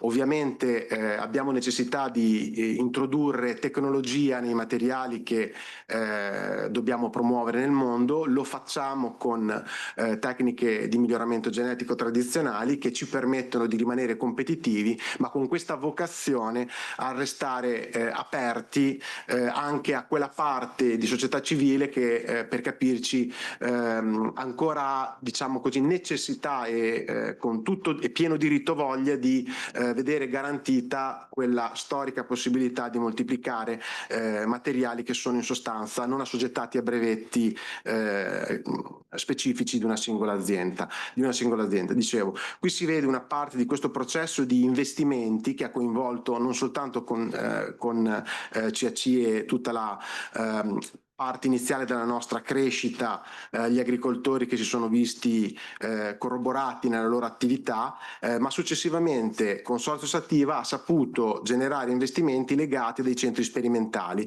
che vediamo qui riassunti. Le attività che questi centri sperimentali portano avanti si reggono, come raccontavo, con l'intento di permetterci di offrire materiali sempre più competitivi dal punto di vista delle prestazioni agronomiche in sostanza.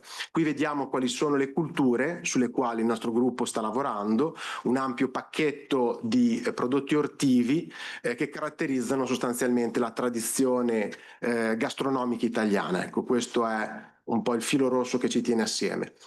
Parte della storia e della volontà del nostro gruppo appunto cooperativo è quello di creare sistema con delle entità pubblico, in alcuni casi pubblico-private. Qui parliamo di Convase, che è sostanzialmente un'associazione che permette di sfruttare le potenzialità dell'università per portare, diciamo così, in connessione queste opportunità anche ad aziende private, come di fatto il nostro gruppo rappresenta. Abbiamo qui esempi di successi nella costituzione di materiali per il tramite di queste collaborazioni, diciamo, pubblico-privato.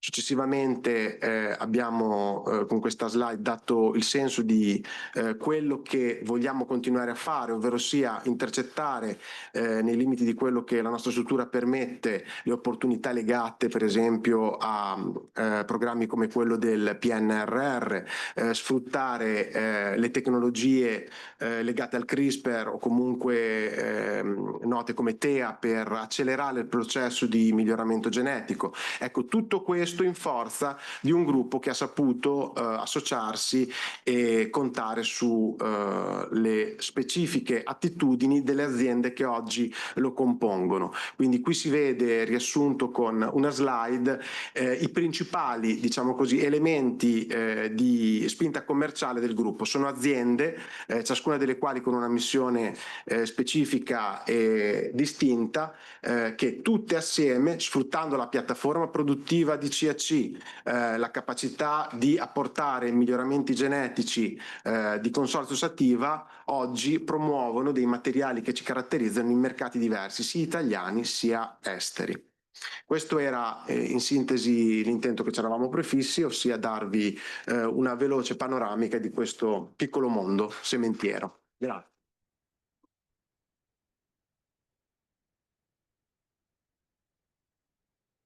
Thank you, Simon, for presenting your producer organization. And I want to thank all of the panelists.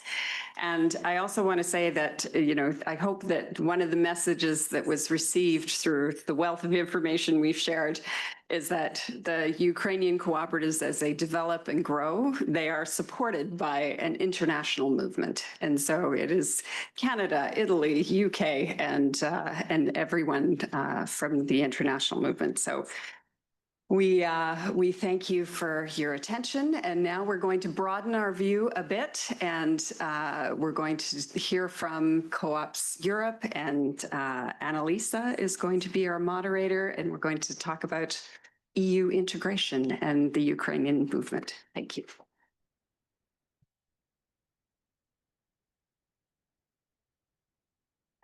Good morning, everyone. Also, on behalf of Cooperatives Europe, it's a pleasure to be part of the organizer of this event, but also to see so many new faces and some others finally in person.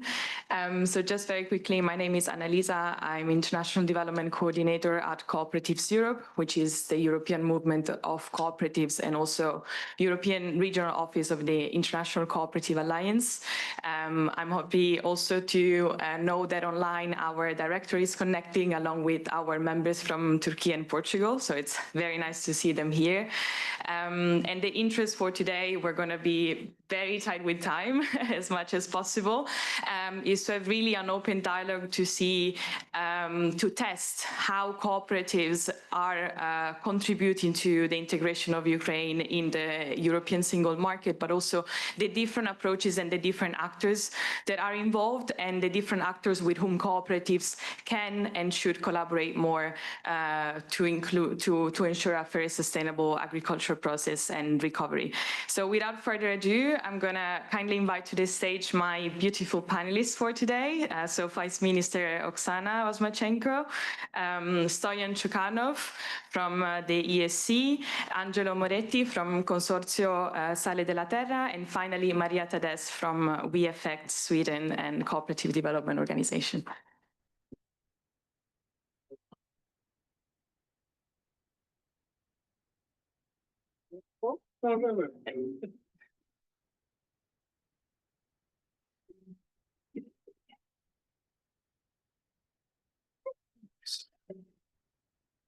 Okay, so we're trying to shape the discussion around, let's say, two key themes. One is the link between cooperatives as civil society and how they act together for social inclusion, looking a little bit also beyond the agricultural sector. And the second one will be more focused on the EU.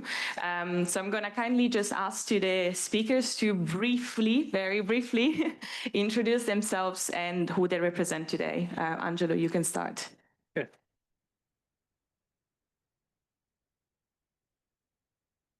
Buongiorno a tutti, grazie per questo invito così importante e un saluto speciale al popolo ucraino e alle persone dell'Ucraina che sono qui presenti, sapendo quanto è difficile il viaggio per venire, non avendo gli aeroporti funzionanti per via dell'aggressione.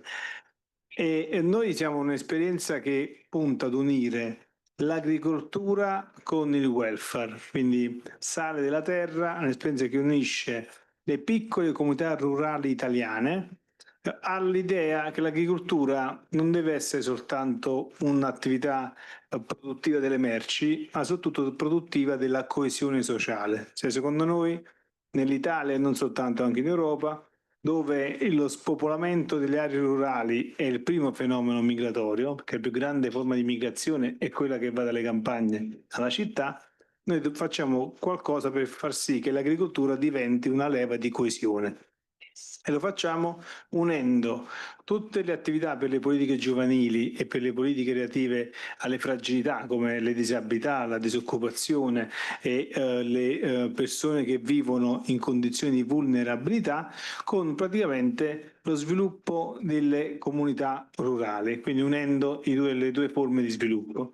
E questo sta accadendo in tutto il sud Italia, quindi dalla Campania fino in Sicilia, e collegando anche le attività di accoglienza dei rifugiati e dei richiedenti asilo con praticamente le attività imprenditoriali che stanno nascendo nelle piccole comunità. Grazie. Okay, so my name is Maria Tadesse and I work for a Swedish organization. It's called We Affect, and We Affect is the development organization of the Swedish cooperative movement. One of our key members is the Swedish Farmers Union, LRF, one of the strongest farmers' union in Europe. Our mission is to support sustainable food systems, foster inclusive economic development, especially for women. We work in 20 countries worldwide in close partnership with some 160 local organizations, reaching about 3.7 million people. I think that was better, yeah. Our work strengthening farmer organizations, empowering women in agriculture and promoting cooperative sustainable farming is directly aligning with Ukraine's need as it rebuilds its rural economy. Thank you very much, Oksana. We know you, but you can take already the opportunity to say a bit more about the work of the ministry. Yes, thank you so much for this opportunity and for having us today. I'm Oksana Smachko, Deputy Minister in charge of international cooperation, rural development, and also EU accession process and gender equality. So these topics are in the coordination in my vertical, and Ukraine has a very unique situation today because at one point we are fighting the full-scale invasion of the Russians, and on another side we have a very, very difficult situation in the frontline areas in many regions, in such as Sumsky region, Khersonsky region, Odessa, Mykolaiv, and also Dnipro, Zaporizhia, just to name a few of them, and of course Chernihiv. And in those territories, the farmers need emergency support. They need a lot of emergency and humanitarian support, such as generators, such as first aid needs, and many others, because their daily work starts from cleaning the field, from the remnants of missile attack, and check on the machinery and check on the husbandry, and the life for frontline areas is very, very difficult. On another side, in those territories that are not at the front line, the farmers are working in a normal way and trying to raise the economy, try to organize their work in such a way that we could not only bring our country forward, but also to support those who are on the front line. And today we have 200,000 farmers serving in the military forces of Ukraine, and their families and wives, daughters and sisters are staying at home and taking care of the farms. So Ukraine today is starting its path toward recovery, and we try to move from agrarian model of economy of raw material to agro-industrial economy, to establish new value chains and to provide deep food processing inside of Ukraine, not only to export our raw materials such as grains and berries and other stuff, but to give more opportunity to small businesses to do food processing inside of the country. It's not only about the taxes, it's about survival and also about income for our people and for our farmers. So that is why we have a lot of challenges in our work, and we try to organize it that way that we keep the priorities in front of us. Of course, it's support to frontline areas. Of course, it's EU integration process, because for us it's not only about security and defense, it's more about a new way of thinking, new practices of agriculture. And of course, we would like to be a part of common agricultural policy, and we are working a lot on adapting our legislation and harmonizing it with the EU legislation. And one of such recent developments is that the Verkhovna Rada has adopted the law, the first hearing of the law on state support, which includes establishment of a paying agency in Ukraine, which is similar to paying agency that is existing in other EU member states. So this how we work on a daily basis, and we are ready to cooperate with you more and to establish also more opportunities for our rural territories, including cooperative movement, including cooperatives, because we believe that the private sector is well organized in Ukraine, and it can provide even more for economic development and for agricultural development. So thank you for giving us a hand in sharing your best practices and your experience in establishment of these cooperative movements, because I personally believe that cooperative could become the backbone of our economy. Thank you. Thank you so much, Vice Minister, and also for helping even me better to set this scene. So we do a teamwork already. That's also how it means to be cooperative. And also for context, as Cooperatives Europe, we are actively working now in the country and for the country, and to enable the transition of the cooperative movement, but of the whole legal framework also in alignment with the EU. And under our specific program, COPS for Dev, so Cooperatives for Development, we're really trying to facilitate this context. So just to tell you that the European cooperative movement also stands ready to collaborate, and events like today are proof of it. So now, since we are already mentioning the EU, and Oksana kind of set the scene for it. I let Stoyan introduce himself, but also to kick off the discussion with what the European civil society is doing in this regard. Thank you, Stoyan. Thank you, Annalisa. I hope you can hear me. My name is Stoyan Chukanov. I'm a farmer from Bulgaria, and I'm a member of the European Economic and Social Committee. And let me clarify, because many people are not familiar, what is the ESC? Actually, this is an official European body created under the Treaty of Rome. So it's old enough like the European Union himself. And we are called the House of the Civil Society because we're representing the organized civil society divided in three groups: employers, trade unions, and organized civil society. So Legacoop, it's a member of the European Economic and Social Committee, as well as Eurocoop, etc. So I'm representing Bulgarian farmers. What are we doing? We are sitting in between the European Commission and the Parliament, and we are giving opinions on the legislative proposals that are coming from the Commission before they reach the Parliament. So this is straight democracy, because this is not political body. This comes from the organizations like Legacoop and my own organization, Agri-Food Chamber. So this is one way to work. The other way to work is to come up with an own initiative opinion. Own initiative opinion could be something that is overseen by the legislators. It's not taken into account. And in this particular case, our opinion was about the enlargement and, of course, the European agriculture. And it was provoked by the Solidarity Alliance. We have to understand that the enlargement is the most powerful geopolitical tool of the European Union, but it comes with certain challenges, a lot of challenges. And some of you may remember, but basically French farmers was protesting against the enlargement and joining Spain. But then the French and Spanish farmers was protesting against Poland and the big bank enlargement in 2004.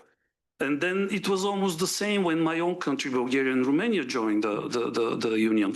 So we need to manage properly this process, because Ukraine is a major player.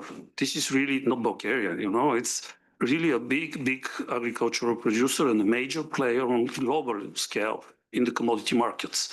So that's why a proper management is really needed in order to tackle and to avoid the misunderstandings that are coming into the farmers' communities in the European Union. So first of all, the gradual integration, it was a really positive step, because, of course, for very bad reasons. But again, we need to take into account, because we are representing the civil society organizations, and this is Europe, because we are really attached to our democracy values. So that's why we have to take into account this. Then I don't know how much time I have, but 30 more seconds. Thank you. Thank you for keeping me up to date.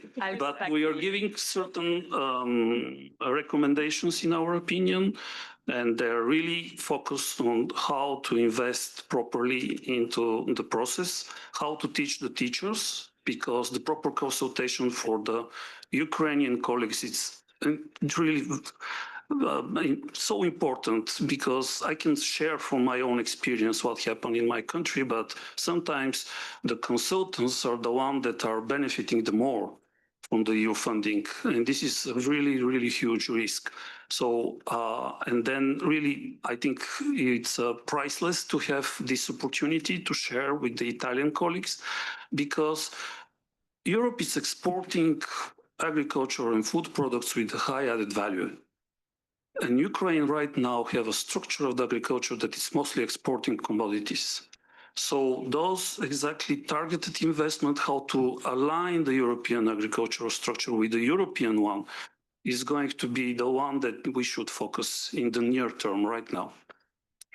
Thank you, Stoyan. And you gave the perfect setting also for me to go back to Angelo a little bit further, because there are different approaches of also civil society engagement. And you mentioned the importance of democratic values and the alignment with also the EU values of solidarity and cooperation. And Angelo has been doing a great work twinning municipalities between Italy and Ukraine, but also with a specific project called MERN that really focuses on aligning with such values and the cooperative approach to it. So Angelo, I'll let you describe a little bit more. Thank you.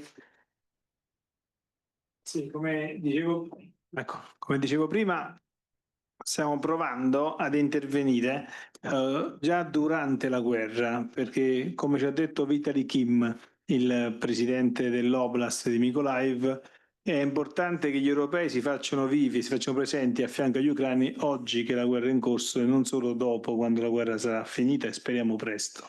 E quindi per questa ragione, come piccolo consorzio del Sud Italia, abbiamo organizzato insieme a tanti altri un movimento che si chiama Movimento Europeo di Azione Non Violenta, e siamo andati 14 volte in Ucraina. Qui c'è Tatiana Cisniak, che è italo-ucraina, che è venuta con me più volte, e siamo andati a parlare con i sindaci delle città ucraine, delle piccole comunità rurali e anche delle grandi città, quindi sia a Kiev, sia a Mykolaiv, sia a Kharkiv, ma anche a Birbka nell'oblast di Leopoli, anche a Brovary, anche a Dorodnia, che è Cherniv, quindi al nord dell'Ucraina, e abbiamo incontrato la comunità di Kobleve. Qui è presente Vadim Blesov, che è il vice presidente del Consiglio Comunale di Kobleve, che è una delle zone vitivinicole più importanti della zona dell'Oblast di Mykolaiv a sud dell'Ucraina, e di fatto abbiamo capito che già da adesso si può costruire una cooperazione tra comunità, non bisogna aspettare altro. In questo momento abbiamo due processi in essere: quello di sostenere l'Ucraina politicamente, quindi l'ingresso dell'Ucraina in Europa, forse la più grande conquista dolorosa che c'è stata, diciamo, in questi ultimi anni, perché è stata accelerata dal 2023. Cioè, in fondo c'è stata l'aggressione, e l'aggressione ha comportato chiaramente un grande sacrificio e anche tuttora tanto dolore. Al tempo stesso però ha portato che l'Unione Europea ha accelerato finalmente il processo di adesione dell'Ucraina, e questo ha fatto sì che ad esempio i progetti di gemellaggio, i twinnings tra comunità europee e comunità ucraine possono già essere attivi, e quindi noi abbiamo avviato una serie di progettazioni per far dialogare le città piccole rurali italiane del sud Italia e anche del centro e del nord con aree rurali dell'Ucraina. L'altra dinamica su cui stiamo in qualche modo lavorando insieme è sostenere già le microeconomie. Quindi prima sentivo parlare di miele, di bacche, di frutti di bosco, sono tutte economie che noi possiamo sostenere fin da adesso, quindi non dobbiamo aspettare altro per avviare la ricostruzione. Già adesso sostenere le donne che lavorano la terra e che hanno messo insieme le imprese, come avete visto l'Ucraina sta dando una lezione straordinaria, perché le donne che erano fuggite nel 2022 sono ritornate già a fine 2022, addirittura hanno ripreso in mano le imprese rurali, e oggi sono qui con noi, sono tantissime esperienze che stiamo incontrando, hanno anche una produzione che sta andando avanti nonostante le bombe. Noi siamo stati appunto a Mykolaiv e c'erano i vignaioli, quindi chi cura le viti, che prende e dice andiamo avanti nonostante la sirena antiaereo. E poi però dicono il vino rosso resta nei nostri silos, cioè se non creiamo oggi le filiere di solidarietà serie e efficaci, rischiamo che nonostante la produzione avvenga durante i bombardamenti, poi quel vino rosso non resta venduto. Allora noi dobbiamo sostenere da oggi il popolo ucraino, ed è quello che stiamo facendo con queste attività dei gemellaggi. Grazie. Grazie mille, Angelo. Thank you very much. So again, feels like they really have prepared for hours, because they mentioned the perfect things for me to hand the ball to the next speaker, which is great. So we talked a lot about women engagement, women leadership, how cooperatives can be also a tool for women inclusion and women empowerment. So now I'm going to look at the two women in the panel here, and start with Maria, because WeAffect has been committed for a very long time to ensure an enabling environment environment for women leadership. So not just for women cooperators as such, but with extra benefits of joining a cooperative for being really financially independent. So can you tell us a little bit more of how you have been doing this, and also sharing a little bit of your examples in Moldova on how you put it into practice? And then I will, Oksana, you can come in on the ministry's approach. Thank you. So for WeEffect, for us, we design our programs in close partnership with local organizations to reflect the real challenges women face, from unequal land rights and unpaid care work to limited access to markets and financial systems. A key part of our work is using a gender transformative approach aimed to shift the social norms and power dynamics that keep women trapped in poverty. This includes engaging men in gender equality efforts, pushing for legal reforms to protect women's economic rights, and ensuring that women have equal opportunities to lead and benefit from rural and cooperative development. Thank you. Thank you, Maria, for sharing this experience. Actually, on behalf of the ministry, I would like to add that we are also actively working on increasing our institutional capacity at the ministry level as well, because we need to rethink our approach to women leadership. In Ukraine, it's not only about equal rights of men and women, as we speak of gender equality. It's about the trend that many men have to serve in the military forces of Ukraine, and our economic development more and more is counting and basing on work of women. That is why, speaking of women leadership, now we are rethinking our approach in terms of not to overload women with all the work which is needed to keep the economy running. And this is also one of the very important challenges, because if we look back at the events of Second World War and what happened after in Ukraine of those times, industrialization was based on the work of women and children. So we cannot repeat those mistakes of those times. And of course, as the policymaker, our ministry is thinking how to manage this work in terms of agriculture and rural development. And of course, as you have mentioned and noticed, that Ukrainian women are incredible because they are working despite all the difficulties, and Rural Women Business Network, who is present today, is very, very active and is a very active member not only of the economic society but also of civil society. And we are connecting more such initiatives with new practices. We reach out to partner organizations all over the world. I can mention some of them, such as FAO, such as IFAD, because we also became a member of this organization at the end of last year. Also, we work with governments, and Canada is one of the best examples in this regard, because we have a very good partnership on women leadership programs. We work with other UN agencies, and we want to bring more initiatives that can help female entrepreneurs to have more opportunities to develop, to assist them at the first stage, because more and more women want to establish new businesses, and agriculture is the area that can occupy a big number of people. And now we need to establish new jobs, to establish new businesses, and of course we are eager to support all women initiatives in this regard. And presence of our minister Vitaly Koval here today is also another fact that proves this, that the ministry is looking at this area very seriously, and women cooperatives is also one of such opportunities to develop agri-sector today in Ukraine.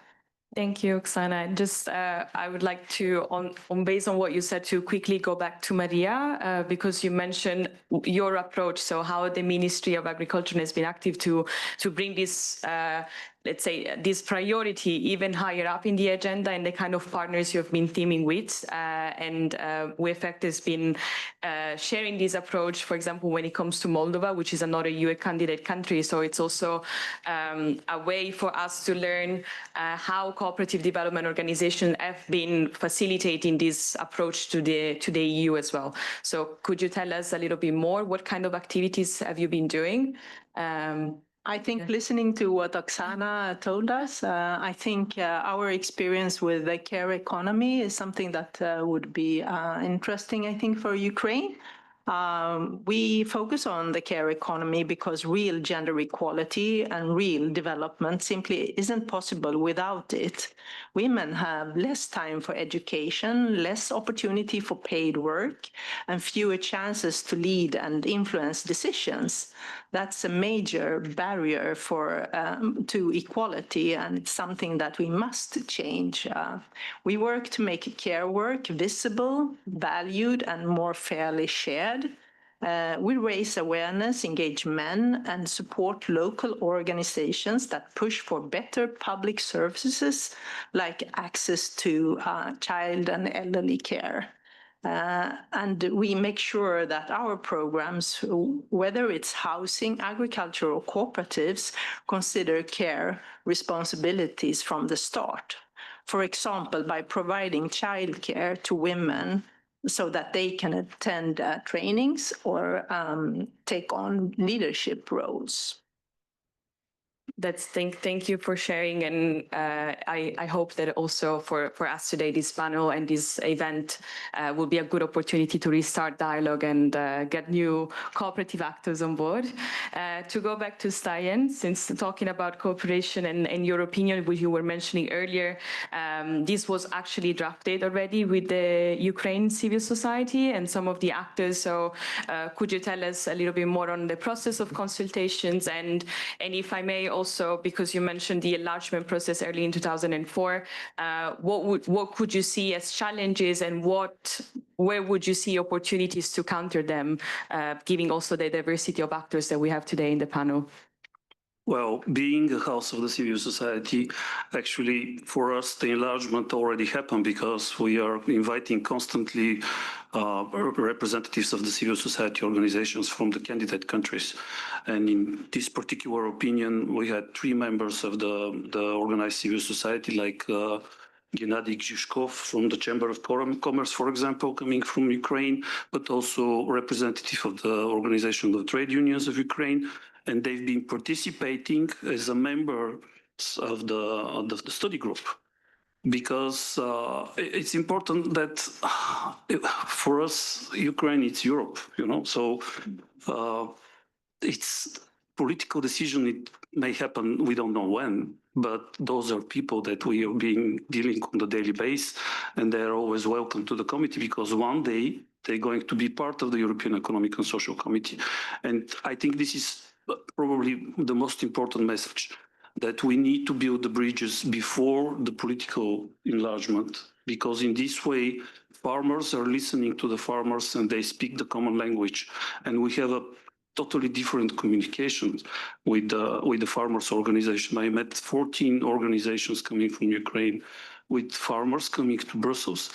And it's priceless, because in this way, we can build those connections and bridges and see that actually we belong to the same democratic values. Thank you so much. And I think on this note, we go towards also the end of the panel to close it. Also, as a key message for us today, it's also maybe a quick wish that everyone can share, since Stoyan started, is what we want to see from here onwards happening in Ukraine, since also in the conclusion there will be some next steps. So for us under Coops for Dev, we're committed to keep working with our current member, because we're also active in Ukraine with our member COP Ukraine, but also with the new partners with whom we've been working today. So Cooperative Academy, WeEffect, the ministry, the ESC, Consorzio della Terra, and all cooperatives across Italy, Canada, and other countries who have been really active in this cooperation. And we'll keep being engaged. Thank you very much for the panelists. Hope to follow up in the networking lunch, and I leave the word to Gabriele for announcing the concluding remarks with the ministry as well. Thank you very much for the attention. Thank you, Annalisa. Thanks for the speakers to be so strict and keep the pace with the very crowded agenda. I think we have time just for one or two questions, because then we would like to directly have the final remarks, as we have the honor to have the minister here with us. I don't know if there is any question to the panelists we have now or before, or we can...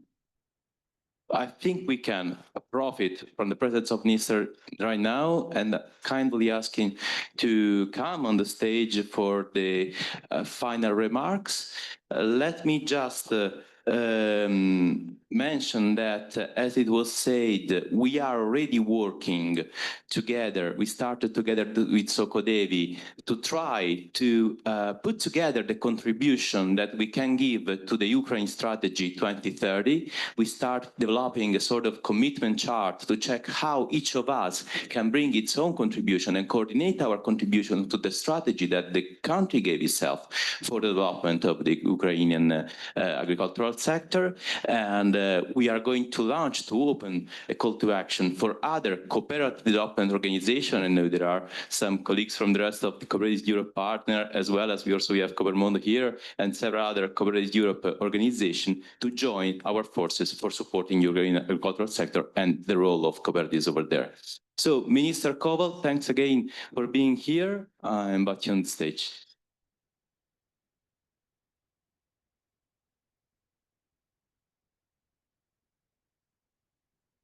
Buongiorno. Доброго дня, шановні друзі. Насправді приємно виступати не одразу з словом вітальним, а заглибитись в контекст і почути думки інших панелістів, послухати, про що говорять. Як міністр агрополітики і продовольства України, ми часто зіштовхуємося з тим, що Україну досить дивно сприймають на світовому ринку агропродукції. І сьогодні ми маємо чітко усвідомлювати, що війна показала, що є насправді основою економіки і основою сталості життя на селі. Це агросектор. І саме агросектор є фундаментом розвитку України в військовий час. Ми знаходимося в рамках панелі Ukrainian Recovery Conference. Декілька днів Рим стане столицею обміну ідей про те, як відновити Україну, як допомогти Україну. І кожен раз, виступаючи на майданчиках URC, я прошу всіх говорити не про період після війни, а про період сьогодні, тут і зараз. Тому що Україна знаходиться на найважчому періоді війни. Є втома у всіх, тому що це вже 4-й рік.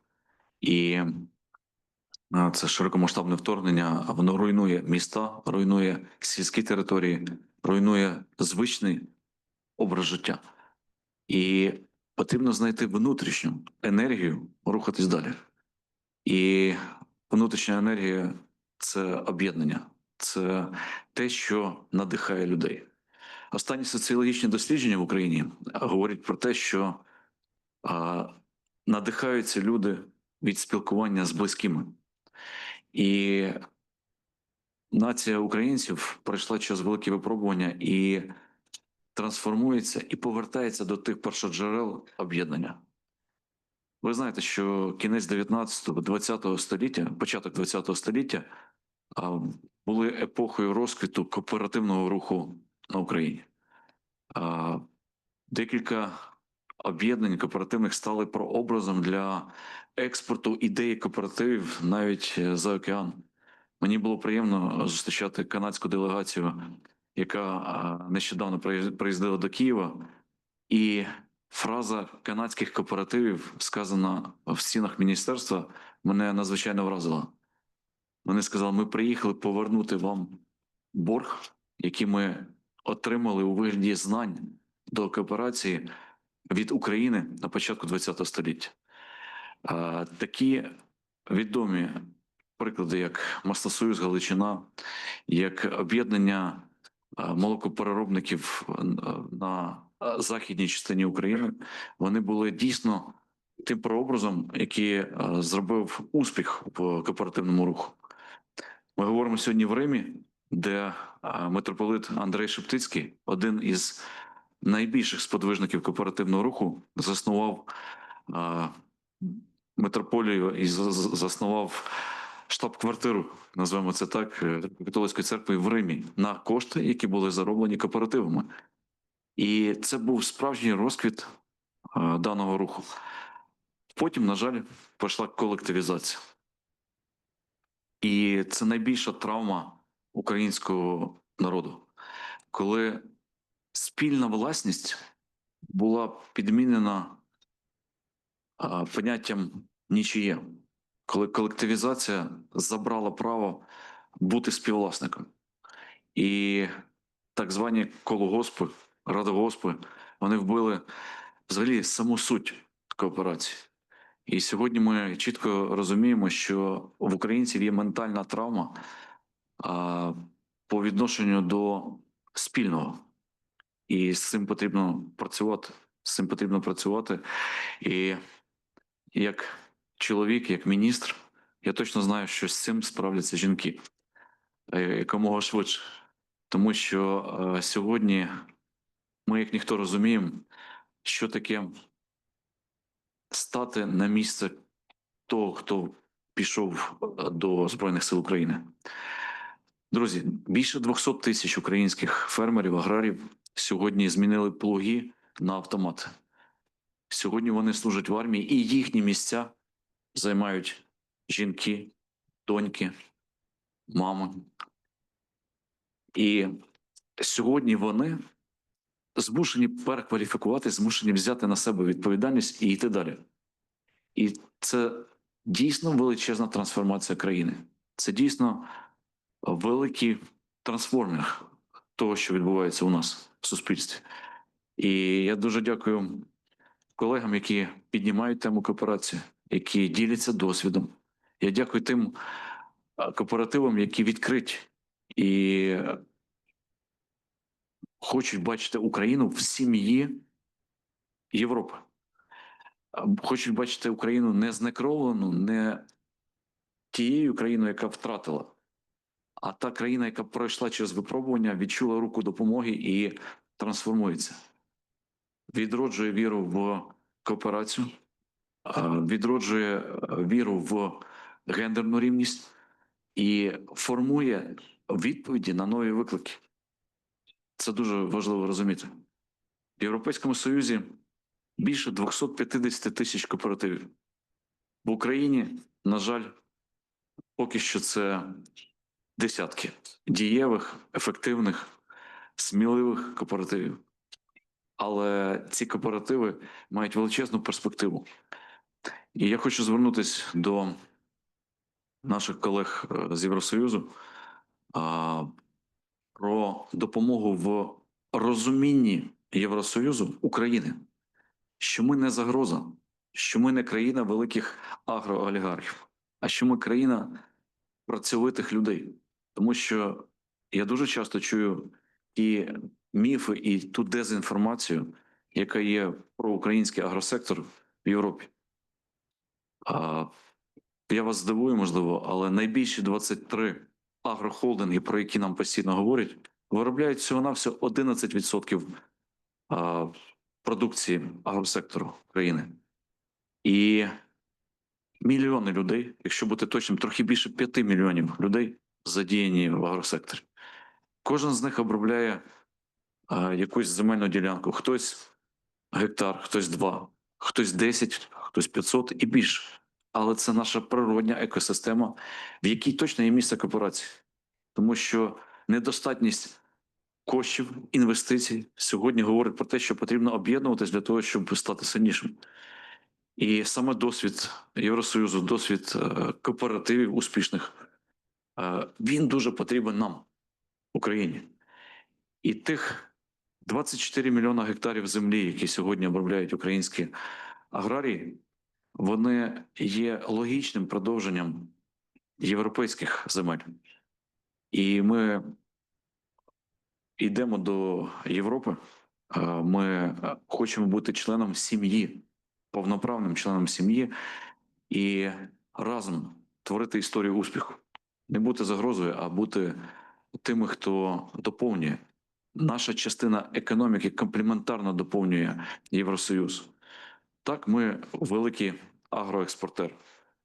Але якщо говорити в цифрах реальних, то це дуже мало. Наприклад, весь сільськогосподарський товарооборот експорту імпорту України – це 31 мільярд євро минулого року. 24 експорт і 7 імпорт.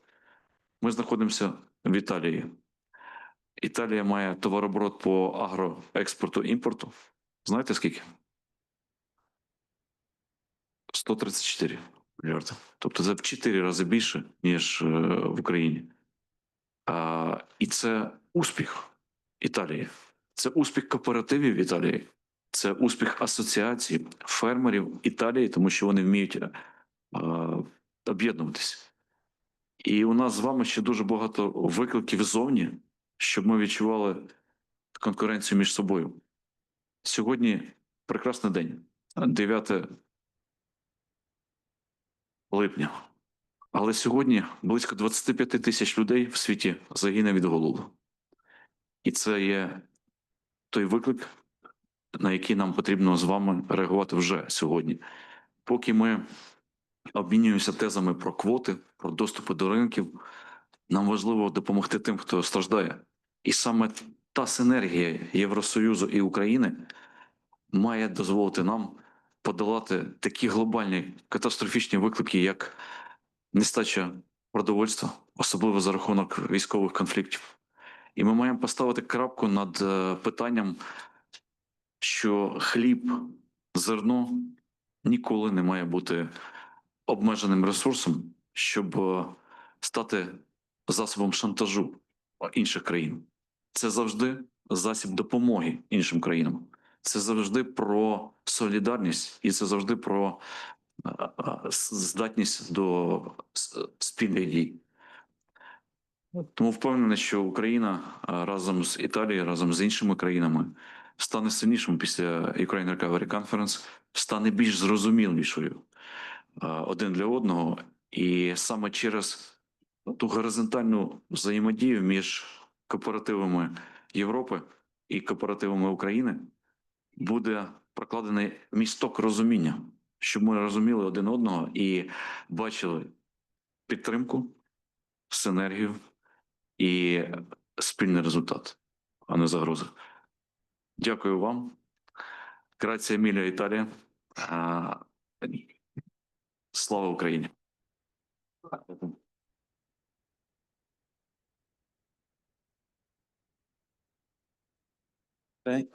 Thank you, Ministry Koval. Thank you for words and especially for stressing the role of women cooperators. And it's from the energy and determination from some Ukrainian women that all this come out and all this work is started. Not only Ukrainian women, but also our colleagues from Canada and Brussels. Okay, now I will ask again to Mr. to come on the stage alongside with our Vice President Tirio Dada, because we have a small gift from our side, please. And then we'll proceed to signature of some agreement. Please stand here, because Vice President Dada would like to give you a small gift. Let me explain that this is a gift that comes from one of our cooperative, that is a worker buyout, which means that it's a cooperative that recovered from previous enterprises which are in crisis and were able to restart with a cooperative form, with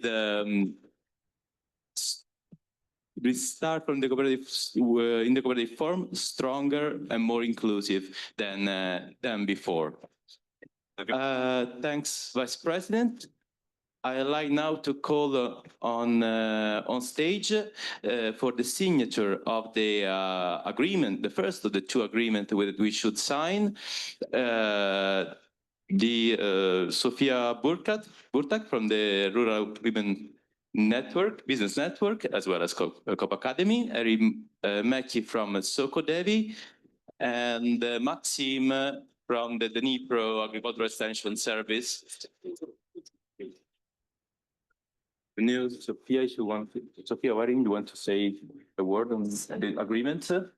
Just tell about the agreement. Just the agreement we are signing. Quickly to describe what it is that we're signing. So as I mentioned in the earlier panel, we have recently signed an agreement with the Government of Canada to support cooperatives in Ukraine, to partner with the ministry on a 7-year program. It's called the Honor Project and focused on women in agriculture and supporting cooperative development. And it will be operating until 2032, so well into the EU integration of Ukraine.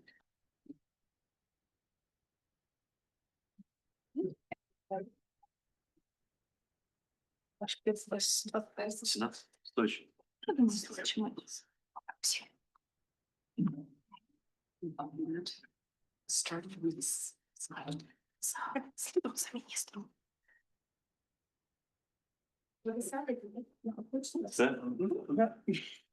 We can sign. We have 4 copies and we need to go through all.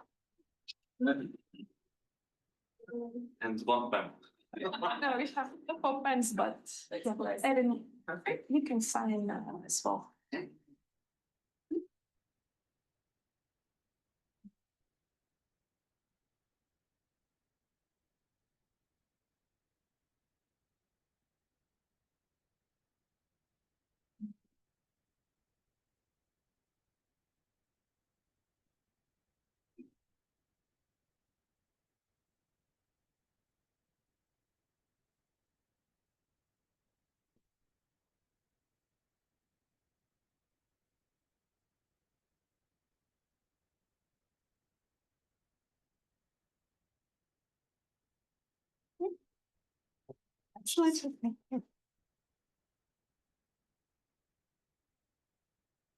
Everybody gets a copy. Yes. Thanks.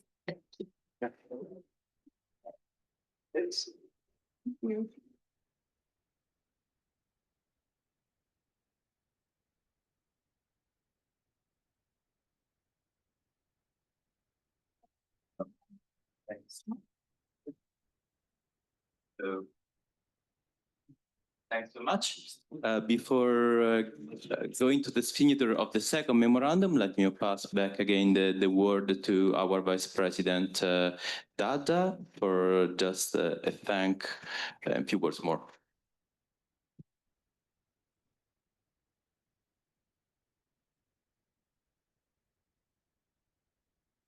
Sì, solo la parola per ringraziare il signor Ministro dell'Agricoltura per le considerazioni e per quello che ci ha detto.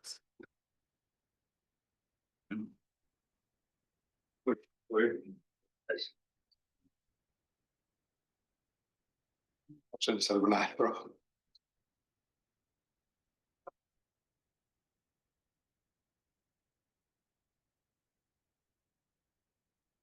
Era per ringraziare il signor Ministro dell'Agricoltura, il rappresentante del governo ucraino, per la presenza da noi in questa sede nel rapporto col Movimento Cooperativo Italiano e per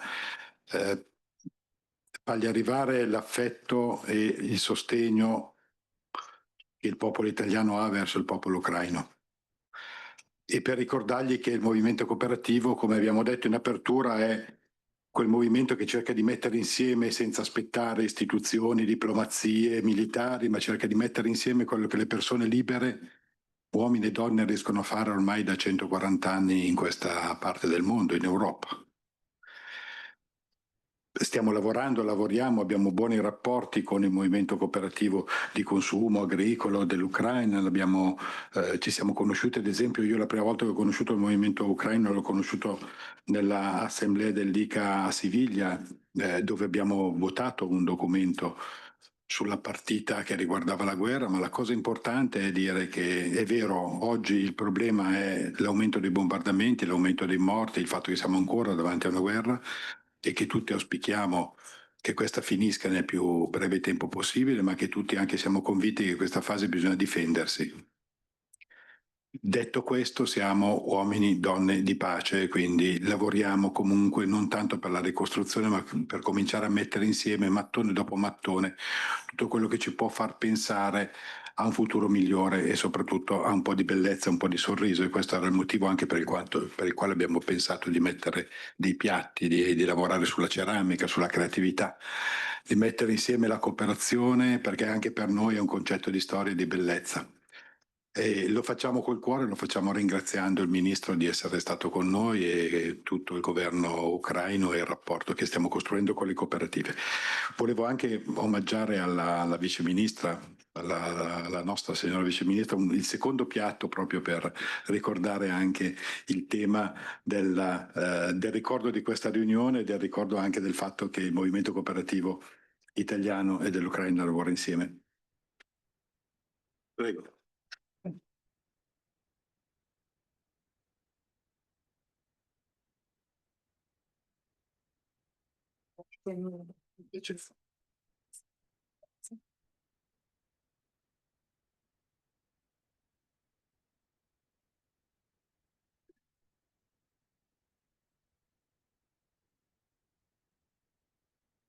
Thanks, Vice President. Please remain on stage because now we'll have the second agreement that we are going to sign. But we thank again, Minister, that I know has other commitments these very busy days of the Ukraine Recovery Conference. Thanks again for being with us.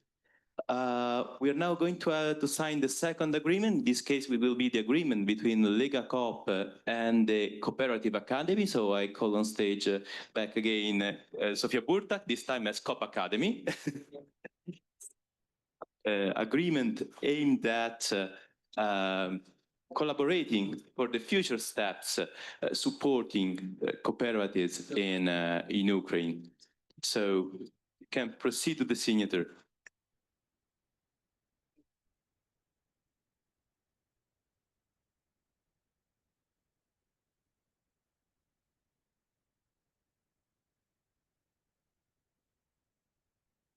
Check.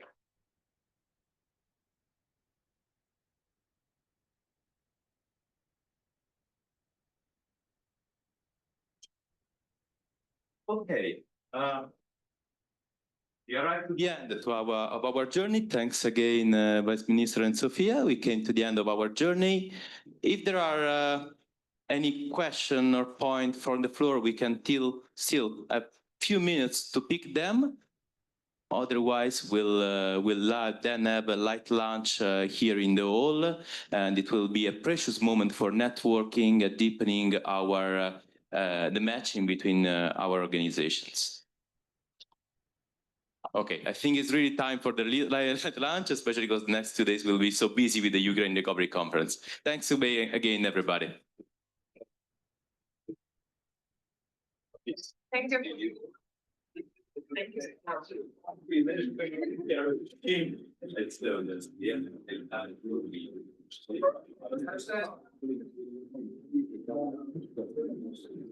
you.